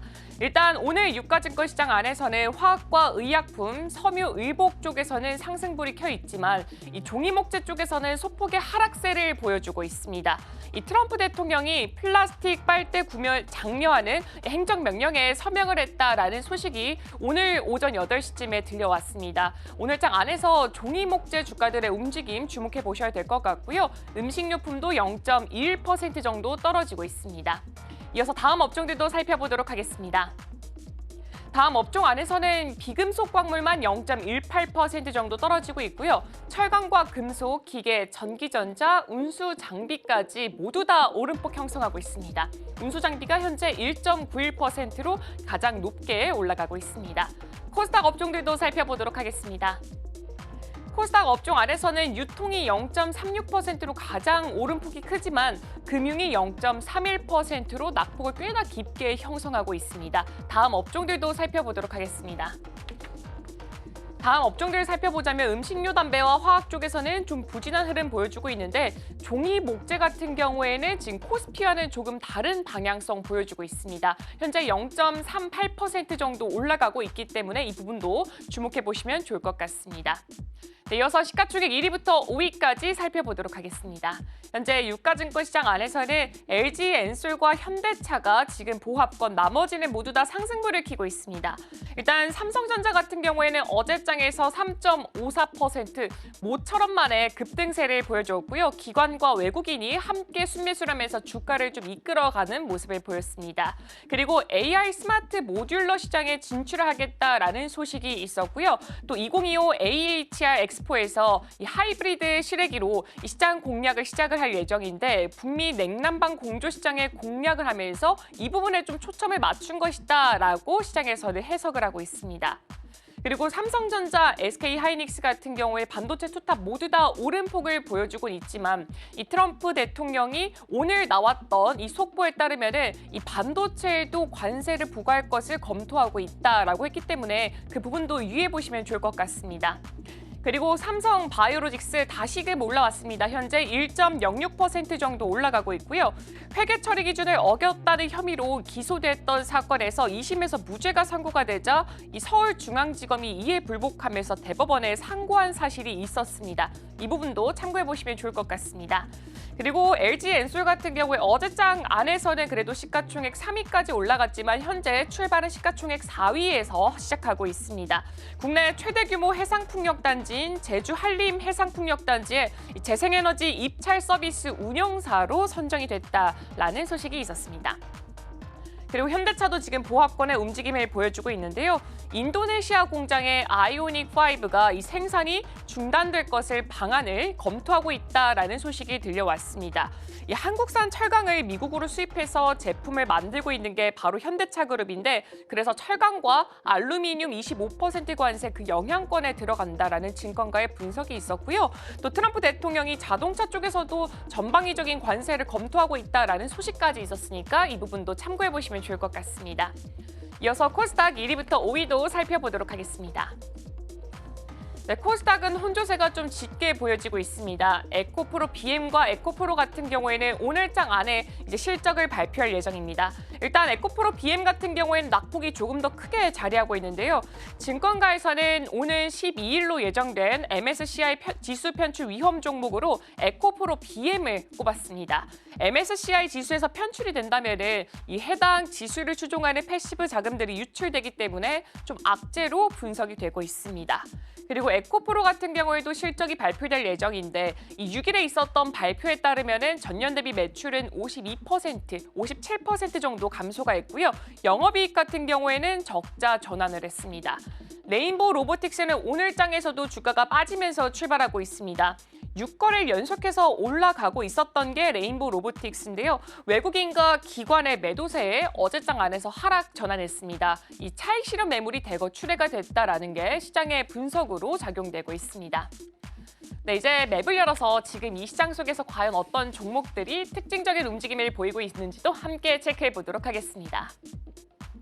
가장 먼저 전자기술부터 살펴보도록 하겠습니다. 일단 반도체 투탑 지금 다른 행보 보여주고 있습니다. 삼성전자 개장과 비교했을 때 현재 하락 전환했고요. 지금 0.54% 정도 떨어지고 있습니다. 반면에 SK하이닉스는 상승불 그대로 유지가 되고 있고요. 1.21% 올라가고 있습니다.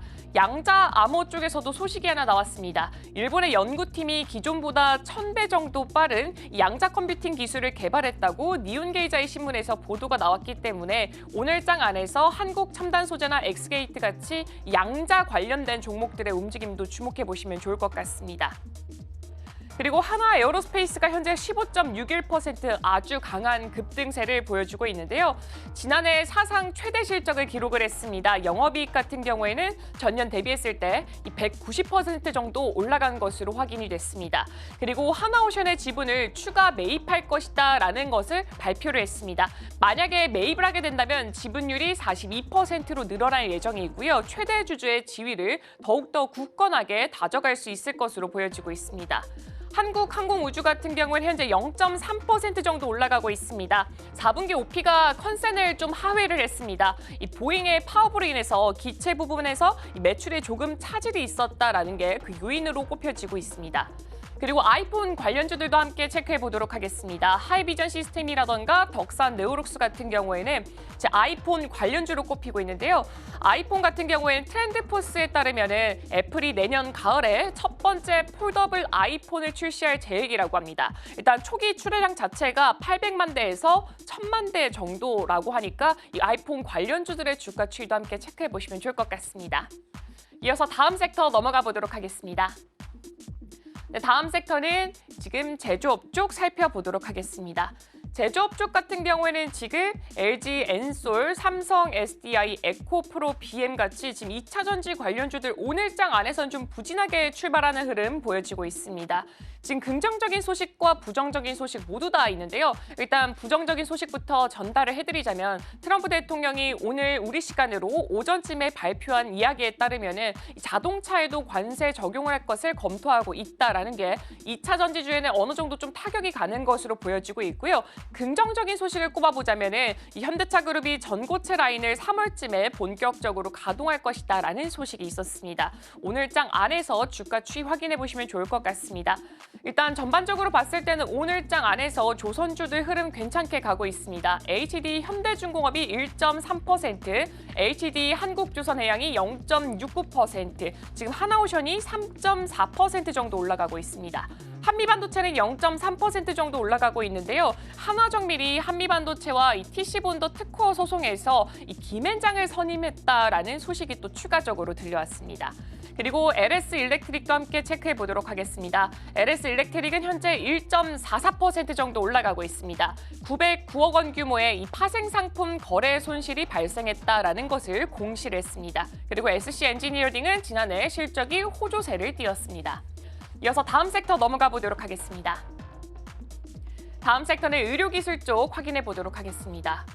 여기에서도 이슈가 하나 붙었습니다. 트럼프 대통령이 의약품에 대해서도 관세 부과를 검토하고 있다라는 소식이 있었고 일단 오늘장 안에서 주가에는 어느 정도 영향을 끼치지는 않은 것으로 보여지고 있습니다. 삼천당 제약은 현재 지금 약보합권에서 움직임 보여주고 있는데요. 지난해 실적이 좀 부진하게 나왔습니다. 그리고 파미셀 같은 경우에는 지난해 호실적이 나왔습니다. 그리고 일주당 20원 현금 배당을 결정했다라는 부분까지 공시를 했습니다. 그리고 셀트리온이 0.61%, 알테오젠이 현재 1.02% 강하게 올라가고 있고요. 유한양행이 1.25%, 리가캠이 1.12% 정도 올라가고 있습니다. 그리고 파마리서치가 5.85% 올라가면서 가장 강한 상승폭 형성하고 있습니다. 네, 지금까지 개장 브리핑이었습니다.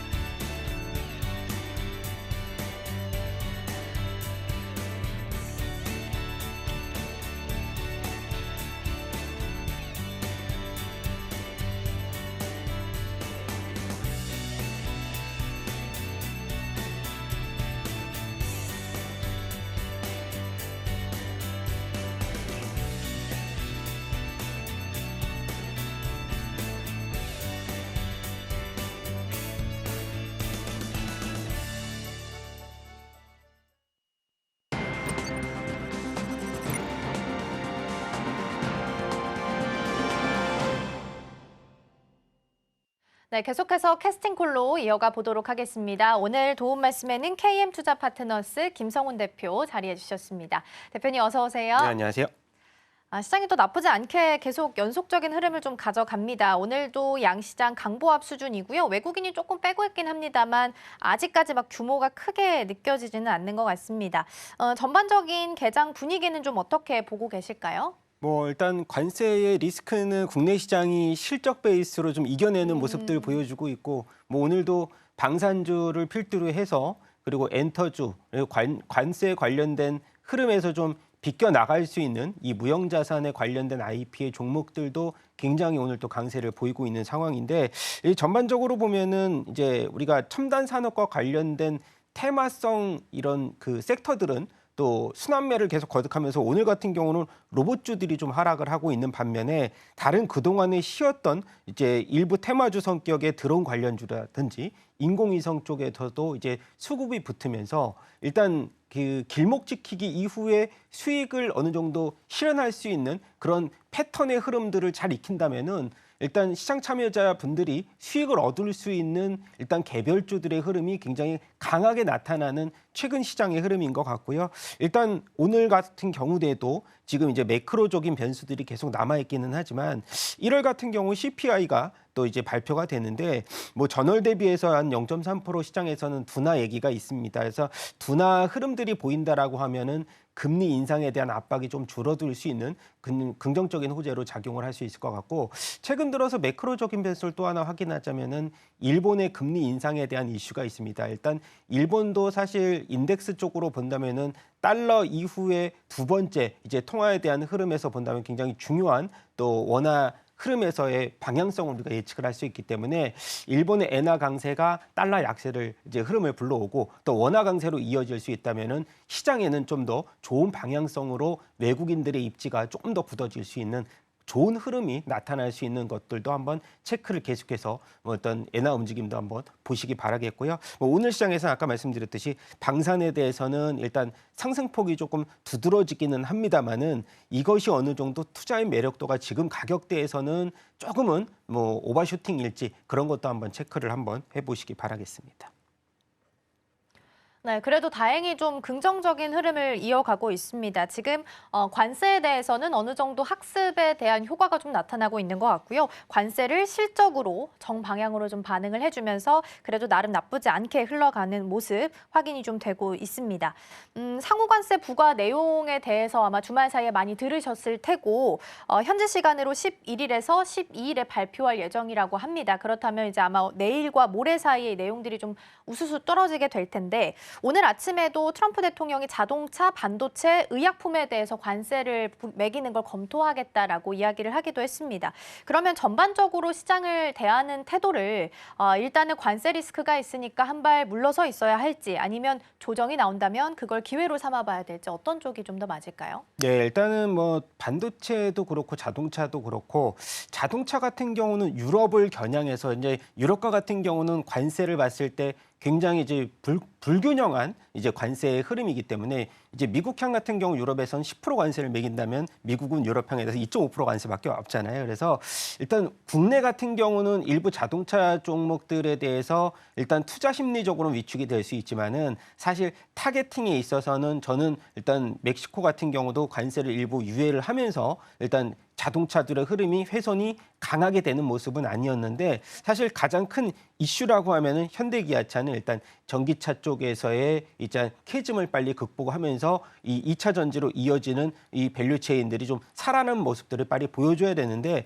테슬라 같은 경우도 이제 1위 기업들 같은 경우가 계속 이 인도 대수라든가 이제 4분기 이 매출에 대한 성장 속도가 조금 둔화되면서 자동차 쪽에서는 일단 이 외국인들의 수급이 붙기에는 조금 더 좋은 흐름, 회복적인 흐름이 나올 수 있는 가능성들이 조금 적어진다는 측면으로 봤을 때는 오늘과 같은 경우에도 어제도 그렇듯이 일부 이제 우리가 틈새 전략으로 전고체에 대한 배터리, 이제 현대차 같은 경우도 전고체 배터리 전략을 좀 더 쓰면서 오히려 한쪽에서 수급이 조금 더 이어질 수 있다면은 이 전고체에 대한 흐름이 조금 더 강력하게 좀 슈팅이 나올 수 있는 구간의 모습들이 보여지지 않겠나 그렇게 보여지고 있고요.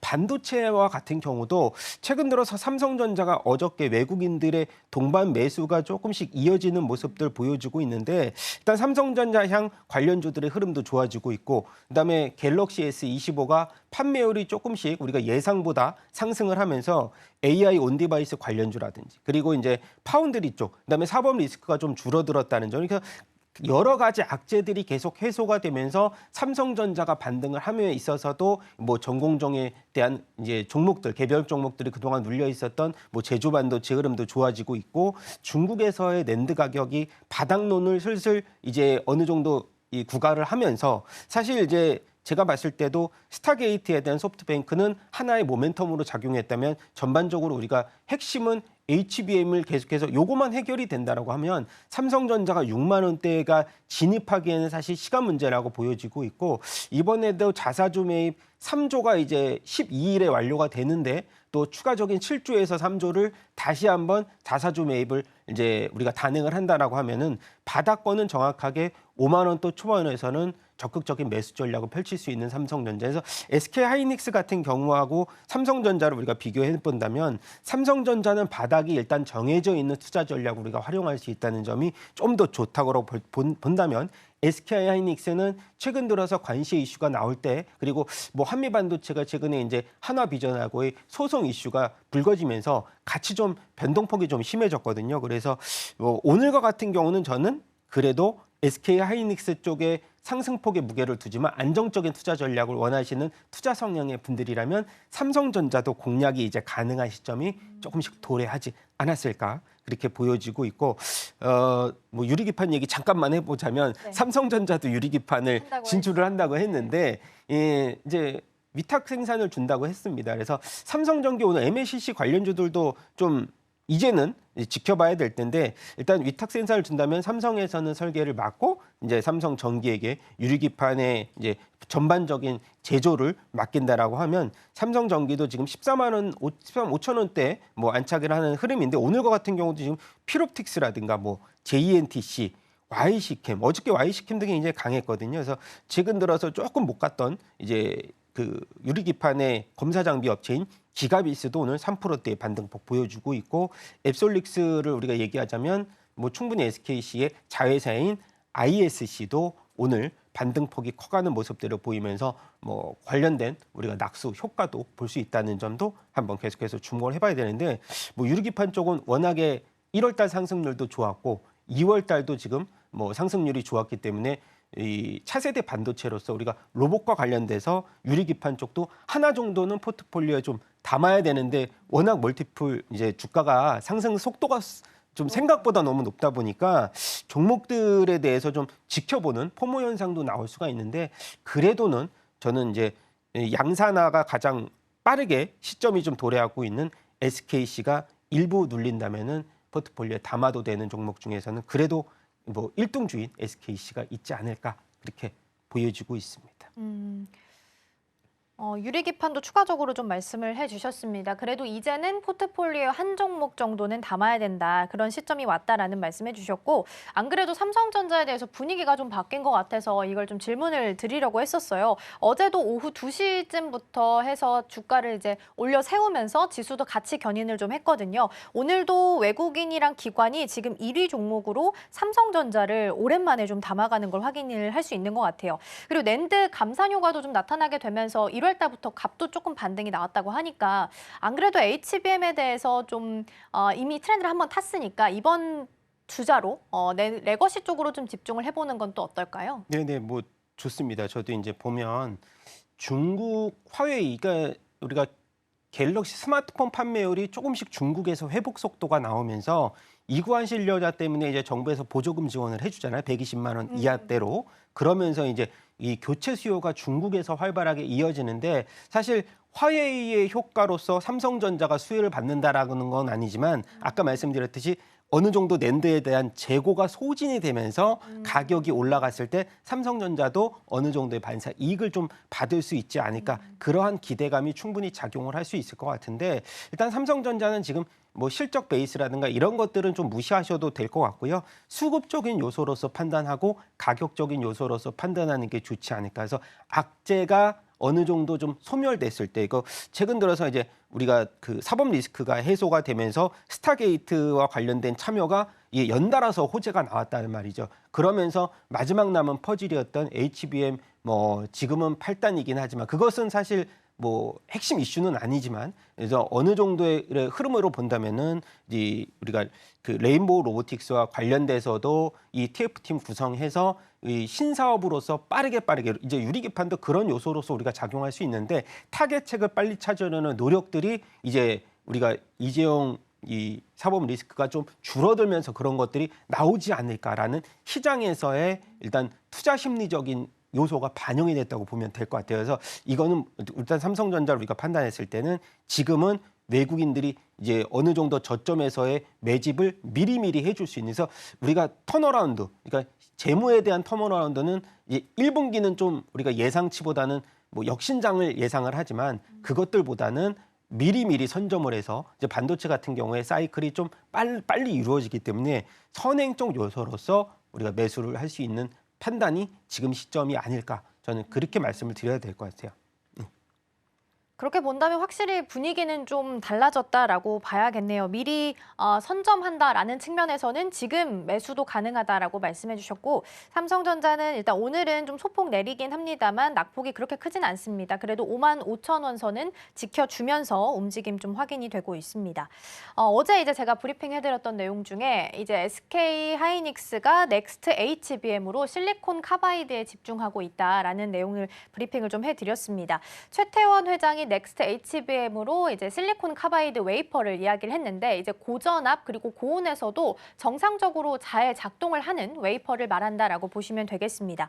SK가 지금 HBM도 삼성전자보다 앞서가고 있고 유리기판에서도 앞서 이제 SKC 말씀해 주셨는데 그걸로도 앞서가고 있고 그러면 지금 넥스트 HBM으로 말했던 실리콘 카바이드도 그만큼 충분한 성장성과 매력을 가지고 있는지도 궁금하거든요. 예, 저도 이제 내용을 좀 봤는데 사실 이제 뭐 넥스트 HBM에서 이제 실리콘 카바이드 웨이퍼를 이제 얘기를 한 것은 아직까지 우리가 이제 유리기판의 흐름에서 뭐 다음번의 주자로 우리가 선택했을 때 그런 모습들이 보여지고 있기는 하지만 지금은 유리기판보다 양산화에 대한 기대감은 아직까지 좀 베일에 쌓여 있는 상황이기 때문에 그런 것들과 관련돼서의 종목들이 뭐 일단 뭐 우리가 반도체 쪽에서 본다면은 어저께도 이제 반등이 나온 쪽의 종목들도 뭐 연관돼서 좀 나오기는 했지만 우리가 아까 말씀드렸듯이 지금 흐름에서는 SKC를 얘기할 때 어저께 같은 경우는 차라리 로봇과 관련된 뭐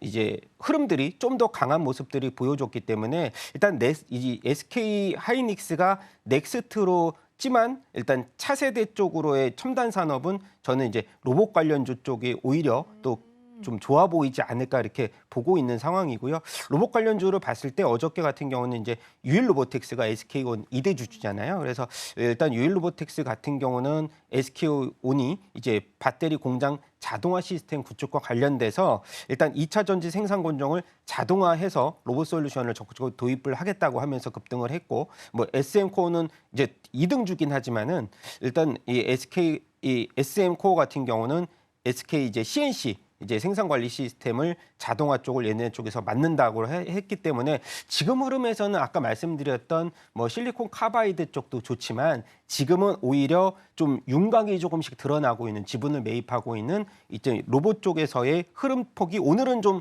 고점 대비해서 일단 차익 매물이 당연히 나올 수가 있는 반등이죠. 그래서 왜냐하면 어제 일단 상한가 근처 이제 흐름까지 일단 갔기 때문에 그래서 저는 지금의 흐름에서는 일단 뭐 로봇주들이 오늘은 하락폭을 이어가고 있지만은 또 이제 최근 들어서의 저점을 뭐 어느 정도 찍고 다시 한번 리턴을 한다면은 뭐 그 관련주 중에서는 이제 뭐 이제 로봇 흐름에 대해서는 조금 더 우리가 저점에서 담아가는 전략도 좋은 전략이다 그렇게 말씀을 드리고 싶습니다. 네.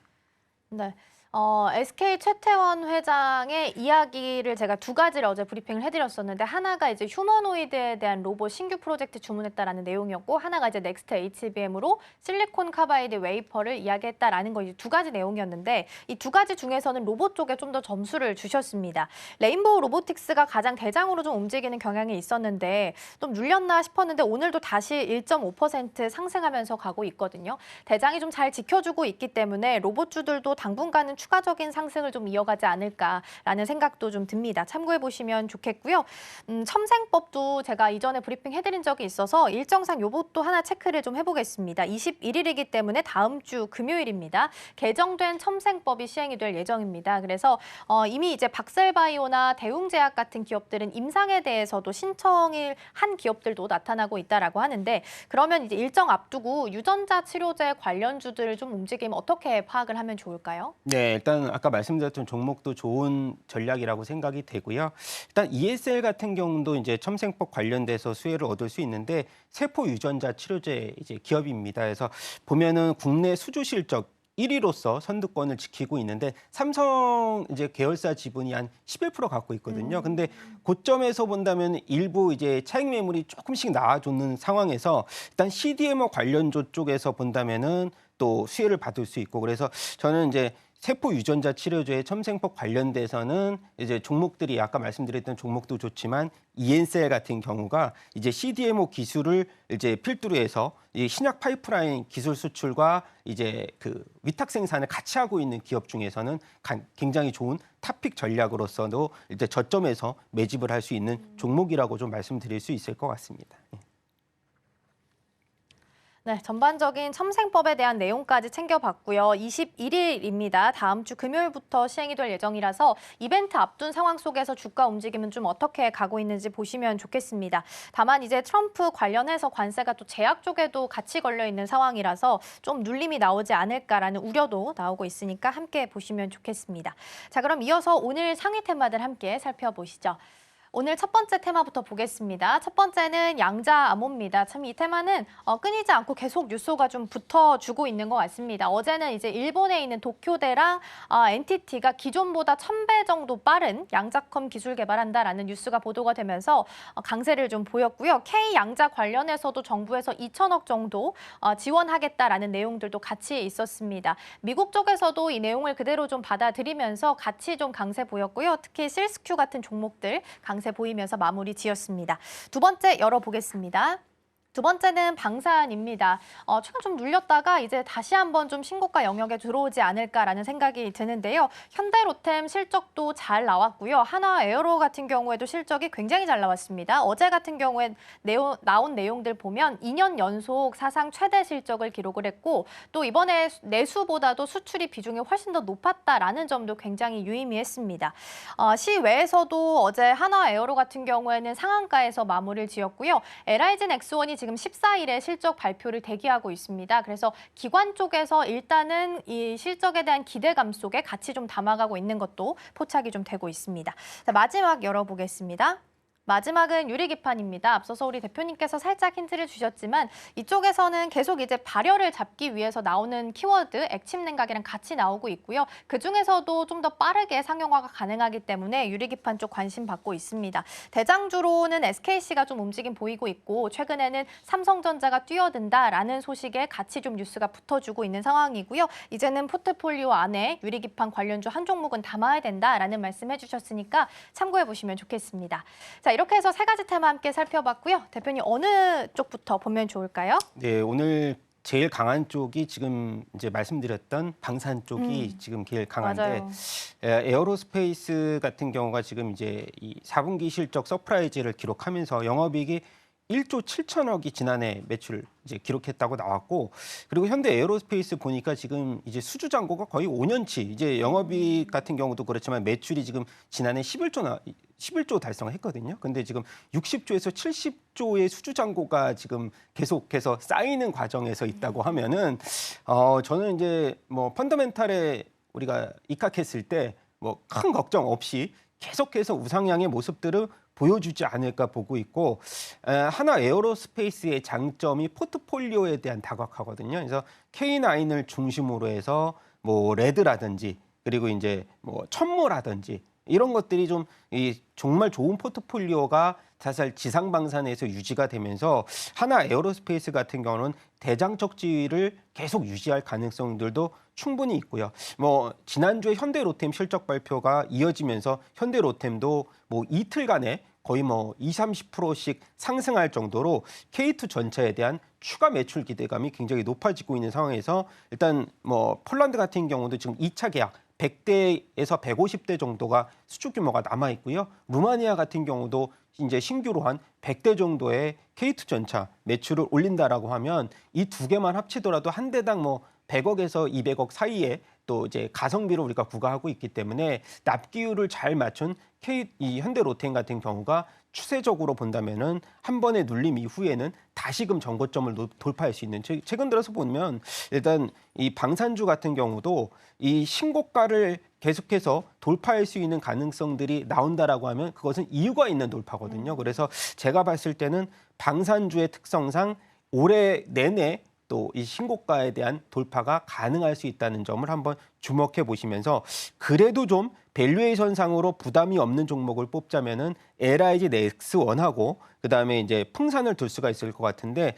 풍산은 신동 가격이 조금 이제 주춤하면서 사실 4분기에 어느 정도 컨센서스 소폭을 하회했지만은 이제 포탄 쪽으로 우리가 매출이 계속해서 50%에서 70%까지 올해 늘어날 수 있다라고 하면은 이제 풍산 쪽도 사실 저평가에 대한 흐름에서 봤을 때는 상당 부분 실적에 대한 매력도가 올해 내내 증가될 수 있는 가능성도 있기 때문에 이제 우리가 종목을 본다면은 풍산 쪽도 한번 주목해 보시는 것이 좋을 것 같습니다. 네, 어쩔 수 없이 이제 자주 국방에 대한 이야기가 많이 나올 걸로 예상이 되고 있기 때문에 방산주 수주에 대해서는 사실상 걱정할 필요는 좀 없지 않나라는 생각도 들긴 합니다. 근데 한화 에어로스페이스가 어제 굉장히 실적이 잘 나왔어요. 사상 최대로 2년 연속 나오고 있는 상황 속에서 어제 단독 뉴스 확인해 봤을 때는 한화 오션 지분을 이제 한화 에어로스페이스 쪽으로 좀 추가적으로 좀 움직이면서 김동관 부회장의 지분을 좀 강화시키는 내용들의 기사가 보도가 됐습니다. 물론 단독 뉴스이기 때문에 조금 더 체크는 필요해 보이긴 합니다만 한화 에어로스페이스 이렇게 실적 잘 나왔고 뉴스 붙어주고 있는 상황 그리고 LIG 넥스원도 마찬가지 현대로템도 마찬가지입니다. 이 빅3 중에서는 가장 좀 눈여겨볼 만한 탑픽 종목이 있다면 어떤 것들이 좀 있을까요?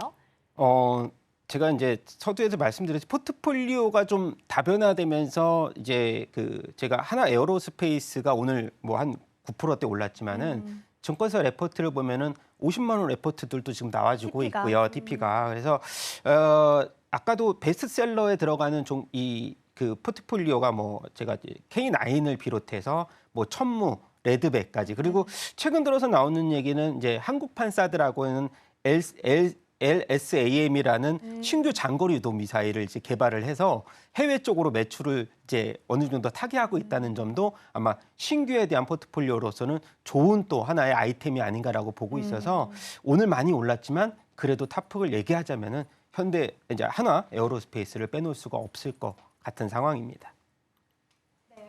일단은 방산이나 재건 관련한 내용들도 좀 같이 보시면 좋겠습니다. 수급 같은 경우에는 방산 쪽에서 있다가 반대로 이제 재건 쪽으로 좀 움직이는 경향들도 있어서 마침 재건 관련한 뉴스들도 좀 붙어주고 있어서 이 부분도 좀 체크를 해보도록 할게요. MBC 보도 보면 이번 주에 이제 러우 전쟁 관련해서 종전 논의를 시작한다라는 소식도 있었고 트럼프의 우크라 특사는 20일에 키이우에 방문한다라는 거 그리고 오늘 아침에 나온 속보 봤을 때는 트럼프 대통령이 네타냐후 그리고 젤렌스키와 대화한다라는 기사도 같이 보도가 되기도 했습니다. 본격적으로 이게 종전에 대한 뉴스는 계속 나오고 있는 것 같아요. 근데 이제 3월 되면 보고서의 시즌이잖아요. 이제 네. 실적들도 잘 체크를 좀 해봐야 될 것 같아서 안전한 종목들을 좀 골라봐야 될 것 같은데 그 중에서 좀 보자면 어떤 종목이 있을까요? 이 우크라이나 재건 관련주 쪽에서는 일단 우리가 베이스가 건설이잖아요. 그래서 건설 경기가 워낙에 안 좋았기 때문에 그리고 관련주들의 흐름을 봤을 때는 이제 뭐 건설 기계 쪽에서 상승폭이 많았던 종목 중에서도 저희가 이제 옥석 가리기가 굉장히 필요한 시기라고 볼 수가 있는데 최근 들어서 이제 우크라이나 농기계를 이 3년간 300억 규모의 트랙터를 공급하고 있는 대동과 같은 경우도 영업이익이 23년도는 뭐 이제 순이익도 그렇고 영업이익도 계속해서 흑자를 기록했다는 점도 굉장히 좀 고무적이다 그렇게 볼 수가 있을 것 같고요. 최근 들어서 보면은 현대 HD, 현대건설기계 같은 경우는 실적이 조금 부진은 했지만은 최근 들어서 이제 우크라이나와 관련돼서 일단 일부 이제 수주를 기록했다는 점이 부각이 되고 있는데 일단 HD 현대건설기계라든가 현대인프라코어를 중심으로서 저는 봐야 된다고 말씀을 드려야 되는 게 일단 이 과거에도 우리가 그 캐터필러와의 그런 연결고리가 있는 기업들 관련돼서는 대기업이라든가 아니면은 진성 TEC 같은 경우도 지금 실적은 그래도 좋은 긍정적인 흐름을 보여주고 있고 추가적으로 봤을 때도 이제 80% 이상이 캐터필러 향 매출을 올리고 있기 때문에 이제 억지로 이런 그 연결고리를 꿰맞추기보다는 이제 과거에 이제 레퍼런스가 좀 있는 이제 캐터필러와의 레퍼런스가 있는 종목들이 우크라이나의 이제 건설에 대한 재건에 대한 수주도 충분히 좀 빠르게 따낼 수가 있는 거기 때문에 사실 지금으로서는 소형주 쪽에서는 이제 멀티플이라든가 이런 흐름들이 보면은 굉장히 고평가되어 있는 종목들이 많거든요. 최근 들어서 대장주 역할을 했던 뭐 SG 같은 경우도 고점에서 계속 이 저항선이 계속 걸리는 모습들을 좀 보여주고 있고 뭐 대동도 이미 좀 반등폭이 워낙에 많았기 때문에 뭐 전진 건설 로봇도 마찬가지입니다. 사실은. 그래서 그런 종목들보다는 이제는 저점에서 이제 이 어느 정도의 흐름을 좀 이제 TP를 좀 더 높여가고 있는 뭐 현대인프라코어 그다음에 현대건설기계 쪽으로 일단 눈높이를 조금 더 맞추시는 게 좀 더 수익권으로는 들어갈 수 있는 가능성들이 높다 이렇게 좀 말씀을 드리고 싶습니다. 네, 베이스는 건설이라는 부분 참고해 보시면 좋을 것 같고요. 그렇다면 종목을 선정하는 데 있어서는 과거의 레퍼런스를 가지고 있는지 그리고 아무래도 이제 러우 종전되고 나면 재건에 대해서 가장 크게 수혜를 받아갈 건 사실 미국이기 때문에 미국 기업들이 들어가게 된다면 수혜를 같이 받아갈 수 있는 종목들 위주로 보시면 좋을 것 같습니다. 오히려 작은 기업들보다는 큰 기업들, 굵직한 기업들 위주로 담아보시면 좀 더 안정성이 높아지지 않을까라는 생각도 드니까 참고해 보시면 좋겠습니다. 오늘 대표님은 여기서 보내드리겠습니다. 오늘 말씀 고맙습니다.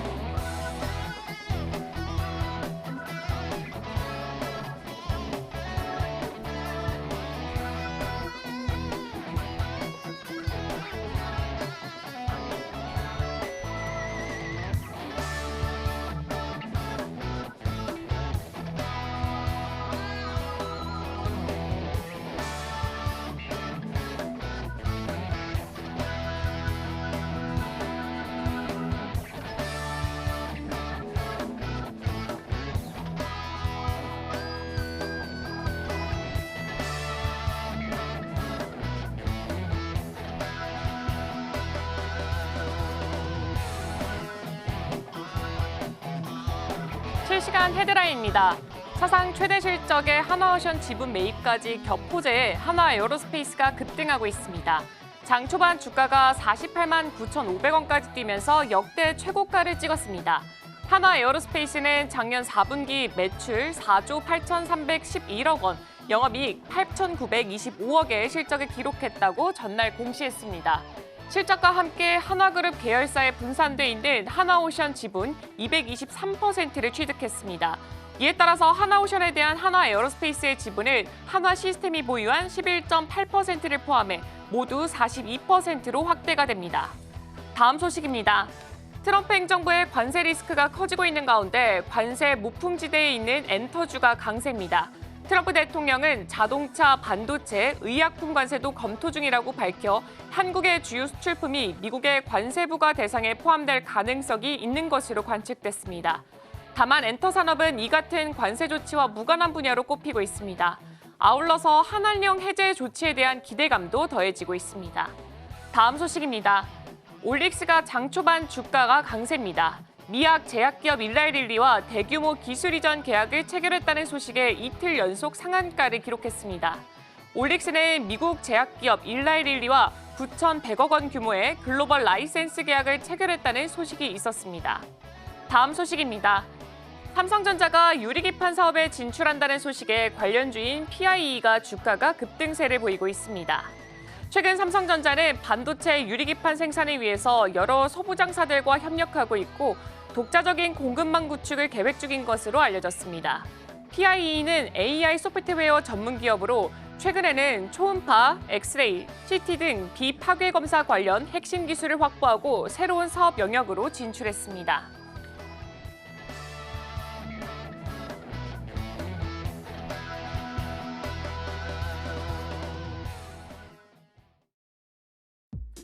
네, 지금 이 시각 시장 상황 함께 체크해 보도록 하겠습니다. 먼저 개장 당시에는 양지수 모두 다 상승불을 켜면서 출발했습니다. 그렇다면 지금 지수는 어떤 방향성을 가리키고 있을지 지수부터 바로 열어보도록 하겠습니다. 네, 여전히 상승불을 켜고 있습니다. 그리고 여기에 덧붙여서 일단 코스피 같은 경우에는 그 상승폭을 더욱더 확대를 하면서 현재는 1.08% 상승하면서 2,548포인트 선 지나가고 있습니다. 오늘 2,550포인트 선을 넘어갈 수 있을지 한번 체크해 보시면 좋을 것 같습니다. 코스닥도 마찬가지로 상승폭 그대로 보여주고 있습니다. 현재는 753포인트 선에서 거래가 진행되고 있습니다. 투자자별 매매 동향도 함께 체크해 보도록 하겠습니다. 가장 먼저 유가증권 시장입니다. 일단 오늘 시장 안에서는 기관과 외국인 투자자 함께 들어오고 있습니다. 외국인 투자자는 어제 양시장에서 모두 물량을 뱉어냈던 만큼 오늘만큼은 좀 물량을 어느 정도는 매수하고 있습니다. 기관 투자자가 838억 정도 매수하고 있고요. 반면에 개인 투자자 같은 경우에는 대규모로 지금 물량을 좀 뱉어내고 있습니다. 코스닥도 살펴보도록 하겠습니다. 코스닥 안에서는 외국인과 기관, 동반 매도세가 좀 눈에 띄고 있고요. 특히나 외국인 쪽에서는 물량을 좀 대거 출하하고 있습니다. 반면에 개인 투자자가 나홀로 매수세 보여주면서 지수 이끌어가고 있습니다. 업종별 등락도 함께 체크해 보도록 하겠습니다. 유가증권 시장입니다. 일단 의약품 쪽에서 2% 넘는 강세 보여주고 있고요. 화학이 1.3% 올라가고 있습니다. 음식료품 같은 경우 현재 0.09% 아주 소폭의 상승폭 보여주고 있고 지금 반면에 종이목재가 0.6%, 섬유의복은 지금 하락 전환한 상태입니다. 다음 업종들도 살펴보도록 하겠습니다. 다음 업종들 살펴봤더니 일단 전반적으로 상승불이 켜져 있습니다. 철강과 금속도 1.3%, 기계, 전기전자, 운수 장비까지 모두 다 지금 오름폭을 더욱더 키워나가고 있고요. 운수 장비가 2%를 현재 돌파했습니다. 코스닥도 살펴보도록 하겠습니다. 네, 코스닥은 현재 모두 다 상승불이 들어와 있습니다. 특히나 건설 쪽에서는 0.02% 아주 소폭이지만 그래도 상승 전환하는 모습 보여주고 있고요. 제조업 쪽에서가 현재 0.52% 아주 강한 오름폭 보여주고 있습니다. 다음 업종들도 살펴보도록 하겠습니다. 다음 업종들도 마찬가지로 모두 다 상승불 들어와 있고요. 그중에서도 화학 쪽에서 가장 큰 오름폭, 그다음으로 출판, 매체, 복제 쪽에서 0.3% 가까운 상승폭 형성하고 있습니다. 시가총액 상위 종목들 흐름도 체크해 보도록 하겠습니다. 가장 먼저 유가증권 시장이고요. 일단 1위부터 5위까지 모두 다 상승불이 켜져 있고 LG 엔솔과 현대차 같은 경우에는 일단 개장과 비교했을 때는 보합에서 상승 전환을 했습니다. 특히나 현대차가 1.3%나 올라가고 있고 삼성 바이오로직스가 3.7% 올라가고 있습니다. 삼성전자도 지금 등락을 반복했다가 현재는 0.3% 정도 상승세 보여주고 있습니다. 다음으로 코스닥 시가총액 상위 종목들 흐름도 체크해 보겠습니다. 코스닥 같은 경우에는 오히려 지금 상반되는 분위기 보여주고 있습니다. 지금 혼조세가 짙게 깔리고 있고요. 알테오제는 장 초반 강세를 보였다가 현재는 0.64% 떨어지고 있고 에코프로와 에코프로 BM 실적이 공개가 됐습니다. 에코프로 BM 같은 경우에는 지난해 영업 손실이 402억 정도 기록을 했고요. 매출을 YOY 대비했을 때 60% 정도 떨어졌습니다. 에코프로 같은 경우에는 매출이 YOY 대비했을 때 50% 정도 떨어졌고요. 영업이익률이 3분기째 하락하고 있습니다. 마이너스 19% 기록했습니다. 레인보우 로보틱스는 어제장까지 부진한 흐름 보여줬다가 오늘장 안에서는 다시금 4%대 오름폭 형성하고 있습니다. HLB는 현재 보합권에서 거래가 진행되고 있습니다. 네, 이제 맵을 열어서 지금 이 시장 속에서 과연 어떤 종목들이 특징적인 움직임 나타내고 있을지도 체크해 보도록 하겠습니다. 네, 지금은 전반적으로 상승 전환한 종목들이 꽤나 많이 보여지고 있습니다. 그럼 가장 먼저 지금 의료기술 쪽 열어보도록 하겠습니다. 의료기술 쪽 살펴봤을 때 파마리서치 5%대에서 6%대까지 그 상승폭을 확대해 나가고 있습니다. 이 리쥬란의 유럽 진출이 앞두고 있는데 그렇게 되면서 증권가에서 목표 주가를 줄 상향하는 모습 보여주고 있고요. 현재는 52주 신고가를 터치한 상태입니다. 이어서 다음 섹터로 넘어가 보도록 하겠습니다. 네, 다음 섹터는 테크놀로지 서비스 확인해 보도록 하겠습니다. 일단 네이버가 가장 특징적인 움직임 보여주고 있습니다. 0.8% 정도 올라가고 있는데 네이버 같은 경우에는 AI 모멘텀의 기대감이 지속되고 있습니다. 그리고 이어서 지금 게임주들의 흐름도 나쁘지 않고 좋게 잘 가고 있습니다. 이 증권가에서는 트럼프 대통령의 관세 부과가 본격화가 되고 있지만 이 콘텐츠 산업이 게임에 대해서는 별다른 제재가 없었기 때문에 이 산업적으로나 주가 측면에서 자유로울 것이다라는 긍정적인 분석이 내놨고요. 오늘장 안에서 실적이 대거로 공개가 됩니다. 일단 크래프톤과 NC소프트, 카카오게임즈, 데브시스터즈, 펄어비스까지 이제 오늘장 안에서 실적을 공개하게 되는데요. 일단 지금 실적 나온 것부터 살펴보도록 하겠습니다. 카카오게임즈 같은 경우에는 지난해 영업이익이 YOY 대비했을 때 91% 정도 떨어졌고요. 매출이 YOY 대비했을 때 14% 정도 하락을 했습니다. 그리고 펄어비스 같은 경우에는 현재 주가 같은 경우 펄어비스 주가를 잠시 후에 체크해 보도록 하겠습니다. 작년에 영업 손실이 121억을 기록했습니다. 검은 사막의 호조에 전년 대비했을 때 적자가 42억 정도 축소가 됐다라는 소식이 있었습니다. 그리고 지금 크래프톤이 1.85% 정도 올라가고 있고요. 시프트업이 2.98% 올라가고 있습니다. 시프트업 같은 경우에는 올해 호실적이 전망된다라는 증권가의 평가가 있었습니다. 이 승리의 여신 니케가 출시된 이후에 꾸준하게 성과를 찍어내고 있다라는 것이 그 포인트가 될 것 같습니다. 네, 이어서 다음 섹터로 넘어가 보도록 하겠습니다. 네, 다음 섹터로는 컨슈머 논 듀어러블즈로 소비재 쪽 확인해 보도록 하겠습니다. 네, 일단은 삼성 SDS도 오름폭 형성하고 있고요. 네, 전반적으로 살펴봤을 때 지금 하단에 위치한 컨슈머 소비재 쪽 확인해 보겠습니다. 오늘장 안에서는 지금 아모레퍼시픽이 강보합권에서 움직임 보여주고 있고요. 화장품 쪽에서도 실적이 대거로 발표가 됐었습니다. 지난해 최대 실적을 발표했던 게 바로 삐아였기 때문에 삐아도 어제장 안에서 특징적인 움직임 보여줬었고요. 그리고 여기에 이어서 이 FNF 같은 경우에는 지난해 4분기 실적에 컨센에 부합했습니다. 그리고 APR도 실적이 어느 정도는 좀 가시화가 되고 있습니다. 화장품과 해외 매출 성장 기대감이 더욱더 돋보인다라는 증권가의 코멘트까지 참고해 보시면 좋을 것 같습니다. 오늘장 안에서 지금 식품주 살펴보자면 삼양식품이 0.38% 올라가고 있고 반면에 오리온은 0.5% 정도 떨어지고 있습니다. 그리고 KT엔진은 0.5% 정도 올라가는 모습 보여주고 있습니다. 네, 지금까지 시장 브리핑이었습니다. 네, 오늘 시장도 빨간불 켜면서 잘 흘러가고 있습니다. 코스피는 개장 대비해서 계속 몸을 좀 높여가고 있고요. 1% 넘는 상승세 현재 보이고 있습니다.